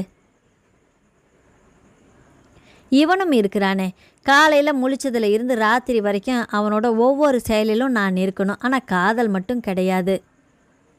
காதல் இல்லாமல் மனைவிக்குரிய முழு உரிமையும் தர நான் என்ன முட்டாளா? லாபம் வேணுமாமில்ல லாபம்? மவனே, நீ கடைசி வரைக்கும் பிரம்மச்சாரி தாண்டா. வீராப்பாக எண்ணி இருந்தாலுமே சிட்டுக்குருவிகளாக திரிந்த நிகிலன் எமி ஜோடி இவளை மிகவும் தொல்லைப்படுத்த, அதுவும் எமி கர்ப்பமாக இருப்பதாக மருத்துவர் உறுதிப்படுத்தவும் தம்பதியினருக்கு இடையில் அன்பு காட்டாற்று வெள்ளமாக கரை புரண்டு ஓடியது. கொந்தளித்து போயிருந்த மனதுடன் அன்று தாமதமாகவே தங்கள் அறைக்குள் வந்தாள் அகிரா. அங்கே அயர்ந்து உறக்கத்தில் இருந்த அவன் அருகே சென்று அவன் முகத்தை நெடுநேரம் பார்த்து கொண்டே நின்றாள். உன்னை நான் எந்த அளவு நேசிக்கிறேன்னு புரியலையா? என் மேலே அன்பு இல்லாமல் எதுக்குடா என்ன கல்யாணம் பண்ணினேன்? ஒரு வாரம் அந்த இயற்கையும் தனிமையும் அப்போ வராத காதலாக இப்போ வந்துட போகுது. அப்படியே உன்னை என்று ஒரு வேகத்தில் அவன் முகத்தருகே அவள் குனிய திடீரென்று உருண்டு விழித்த விழிகளை கண்டு நிலை குலைந்து போனாள். ஐயோ சாமி என்று அலறலுடன் நிமிர்ந்தபோது நிமிரவே முடியாதபடி 2 தோள்பட்டைகளிலும் பிடி இறுகியிருந்தது. என்ன? அதே 1000 கேள்விகளை அடக்கிய ஒற்றை கேள்வி. ஒன்றுமில்லைன்னா பிடியை விட்டுட்டு கேட்கலாம்ல, இவ்வளவு பக்கத்தில் முடியலையே. சங்கடத்தில் உதடும் விழிகளும் அபிநயங்களை வெளிப்படுத்த என்ன கேட்க வந்த என்று கேட்டான். எனக்கு ஒரு உண்மை தெரிஞ்சாகணும். என்ன? ஏன் என்ன கல்யாணம் பண்ணினீங்க? ஏன் திடீர்னு இவ்வளவு ஞானம்? எனக்கு புரியல. எது வந்து என்றவள் அவனின் விழிகளில் விழுந்து கிடந்த தன்னை மீட்டெடுக்க முடியாமல் திண்டாடி போனாள். அவன் அப்பவும் விடாமல் எது என்பது போல விழி அசைவிலேயே வினாவினை தொடுக்க, இப்படி கேட்டால் எப்படி சொல்கிறதா? முணுங்கத்தான் செய்தாள். சரி சொல்லு என்றவன் பிடியை விட்டபோதும் அவளால் அவ்விடம் விட்டு நகர முடியாதபடி அவனின் கரங்கள் வளைத்திருக்க, என்ன புரியலன்னு சொல்லவே இல்லையே. என்னோட நான் உங்கள் மேலே வச்சிருக்கிற பாசம் என்ன? அது நீங்கள் புரிஞ்சிக்கல. ஒரு கணம் அவளை ஆழமாக பார்த்தவன், உன்னால் ஏன் புரிஞ்சிக்க முடியல என்று கேட்டான் அமைதியாக. ஏதோ அதிசயத்தை கேட்டது போல ஒரு கணம் மலர்ந்த அவளின் முகம் மறுகணம் அப்படி இராது என்று சந்தேகத்தில் சுருங்கியது. நான் என்றவள் கேள்வியாக, நீ ஏன் புரிஞ்சிக்கலன்னு கேட்குறேன். நீங்கள் என்ன சொல்கிறீங்க? வசந்தார் பண்ணையில் எமி கல்யாணம் என்று ஏன் நான் உன்னை சுற்றி வந்தேன்? எப்போ? ஏதோ புதிய செய்தியை கேட்பது போல கேட்க, எமி கல்யாணத்தில் அவ்வளவு சொந்தம் இருந்தும் ஏன் உன்னை மட்டும் எங்கள் உறவை அறிமுகப்படுத்தினேன்? அது சொல்லு. அதைத்தான் கல்யாண ஏற்பாடு அது இது குழம்பி கிடந்தாலே. சரி, அதை விடு. உயிர் போகிற அந்த விபத்து நேரத்தில் கூட ஏன் உன்னை மட்டும் நினச்சிட்டு இருந்தேன்? உண்மையில மட்டும் ஏன் அன்னைக்கு எனக்கு அவ்வளோ நம்பிக்கை இருந்தது? உன் ஞாபகம் மட்டும் ஏன் ஒரே சந்தோஷமாக இருந்தது? உன்னை தவிர வேற யாரும் இல்லைன்னா ஏன் தோணுச்சு? சொல்லு என்றான். அவள் அவனை பார்த்து கேட்க வேண்டிய அந்த கேள்வியை அவனும் கேட்குறான். அதுதான் எனக்கும் புரியல. என்னை கண்டாலே உங்களுக்கு பிடிக்காது. அதோட பிஸ்னஸ் விஷயமா தானே என் நம்பரை நீங்கள் வாங்கினீங்க. நான் தான் ஏதோ ஒரு நம்பிக்கையில் உங்கள் நம்பரை பதிவு பண்ணி வச்சுருந்தேன்னா நீங்கள் எப்படி? யோசிச்சு பார்த்தும் புரியவே இல்லை. இன்னமும் புரியல இல்லை? ஒரு மாதிரியான குரலில் கேட்டான். சரி, எனக்கு தூக்கம் வருது, நீ கிளம்பு. அவன் முகத்தில் அடித்தார் போல திரும்பி படுத்துக்கொள்ள, ஏன் இப்படி கோபப்படுறான்? இல்லை, கோபப்படுறாங்க. சிறிது நேரத்திற்கு பிறகு ஏதோ புரிந்தது போல தோன்ற, ஏங்க என்று அவனை எழுப்பினாள். என்ன? திரும்பி பார்த்து அவன் கேட்க, இது நிஜமா என்றால் அவன் கண்களை சந்திக்க முடியாமல் சில நிமிடங்கள் அவளின் கண்ண கதுப்பையே பார்த்து கொண்டிருந்தவன், இங்கே பாரு என்று தலை குனிந்தபடி இருந்தவளை அழைத்தான். இது புரிய உனக்கு இவ்வளவு நாளா என்றான் அழகான சிரிப்புடன். உங்களுக்கு மட்டும் புரியவே இல்லையே. யார் சொன்னது? திகைத்து போனவள் அப்போ ஏன் என்று கேட்டு உதட்டை கடித்தாள். என்ன? இல்லை, வெட்கத்திற்குள் மூழ்கி போன சிரிப்பு. நானா? பயமாக இருக்குன்னு ஓன்னு அழுதேன்னு. பின்ன நீங்கள் தானே வியாபாரம் லாபம் அது இதுன்னு என்னை பாடுபடுத்துனீங்க. தூங்க விடாமல் காலையிலேயே எழுப்பி விட்டு ஜாக்கிங் அது இதுன்னு. எனக்கு அந்த கட்டுப்பாடெல்லாம் பிடிக்கல தெரியுமா? என்று சிரித்தான். உன்னை நான் என் ஒவ்வொரு அசைவிலும் கூடவே இருக்கணும்னு ஆசைப்பட்டு வச்சுக்கிட்டது தப்பாக தெரியுது என்று கேட்டான். ஆசையா? நீங்கள் என்ன சொல்கிறீங்க? நான் காலையில் ஜாக்கிங் போகும்போது தினமும் உங்க கூட போகணும், அந்த சூரிய உதய காட்சியை பார்க்கணுன்னு ஆசைப்பட்டேன். அது உனக்கு பிடிக்கலன்னு எனக்கு தெரிஞ்சதும் அதை விட மனசு வரல, சாரி என்றா. இதுக்காகவா என்னை கூட்டிகிட்டு போனான்? அது புரியாமல் அவன் என்னை கொடுமைப்படுத்துறதால எண்ணி, எவ்வளவு முட்டாள்னா? அவனின் அன்பை புரிந்து கொள்ளாத தன் மனநிலையை எண்ணி அவளுக்கு அழுகைதான் வந்தது. தன் அருகாமைக்காக அவன் ஏங்கி இருப்பது புரிய அதை அடக்கி கொண்டு, ஆனால் இன்னும் 2 மாதத்துக்கு பிறகு என்னால் ஜாக்கிங் எல்லாம் வர முடியாதே என்றாள். ஏன்? அவன் புரியாதவனாக கேட்க, எமிக்கிட்ட மருத்துவர் அப்படித்தானே சொல்லியிருக்கிறாங்க, இப்படிப்பட்ட நேரத்தில் எல்லாம் கவனமாக இருக்கணும், கடினமான வேலைகள் எல்லாம் செய்யக்கூடாதுன்னு என்றாள் அப்பாவியாக. அவளின் பேச்சின் பொருள் உணர்ந்து புன்னகைத்தவன், வச்சா குடுமி அடிச்சா மொட்டைதான் தானா என்றான். நாங்கள் அப்படித்தான் என்றாள் காதலாக சிரிக்க. அதை வரவேற்கும் விதமாக இரு கைகளையும் நீட்டினான். பாய்ந்த அவன் மார்பில் சாய்ந்தால், உனக்கு தாயும் தந்தையும் தாரமுமாக எல்லாமாக நான் இருப்பேன் என்றாள் மனதினுள். இத்தனை நாட்களாக அடக்கி வைத்திருந்த நேசம் ஆவேசமாக வெளிப்பட்டு கொண்டிருந்த நேரத்தில் வெள்ளி நிலவும் அதீத பிரகாசத்தில் ஜொலிக்கத் தொடங்கியது. மறுநாள் சற்று தாமதமாகவே விழித்திருந்த எமி குளித்து முடித்து அறையை விட்டு வெளியே வந்தபோது பணிக்கு செல்லும் கணவனை வழி அனுப்பி கொண்டிருந்த அகிராவையும் விடை பெற்ற அண்ணன் பிறர் அறியாமல் செய்த சில்மிசங்களையும் பார்த்தபோது வியந்தே போனாள். என்ன மாயம் இது? அகிராவின் கரத்தை அலங்கரித்திருந்த அந்த ஒற்றை வளையில் நடந்த கதையைத்தான் நான் சொல்கிறேனே என்று கஞ்சிமிட்டி மின்னியது. என்றுமில்லாத நிம்மதி அவளின் இதயத்தை நிறைத்தது. நாவல் முடிவடைந்தது. ஆதரவளித்த அனைத்து உள்ளங்களுக்கும் நன்றி. மீண்டும் அடுத்த ஒரு நாவல் பதிவில் சந்திக்கலாம். வணக்கம்.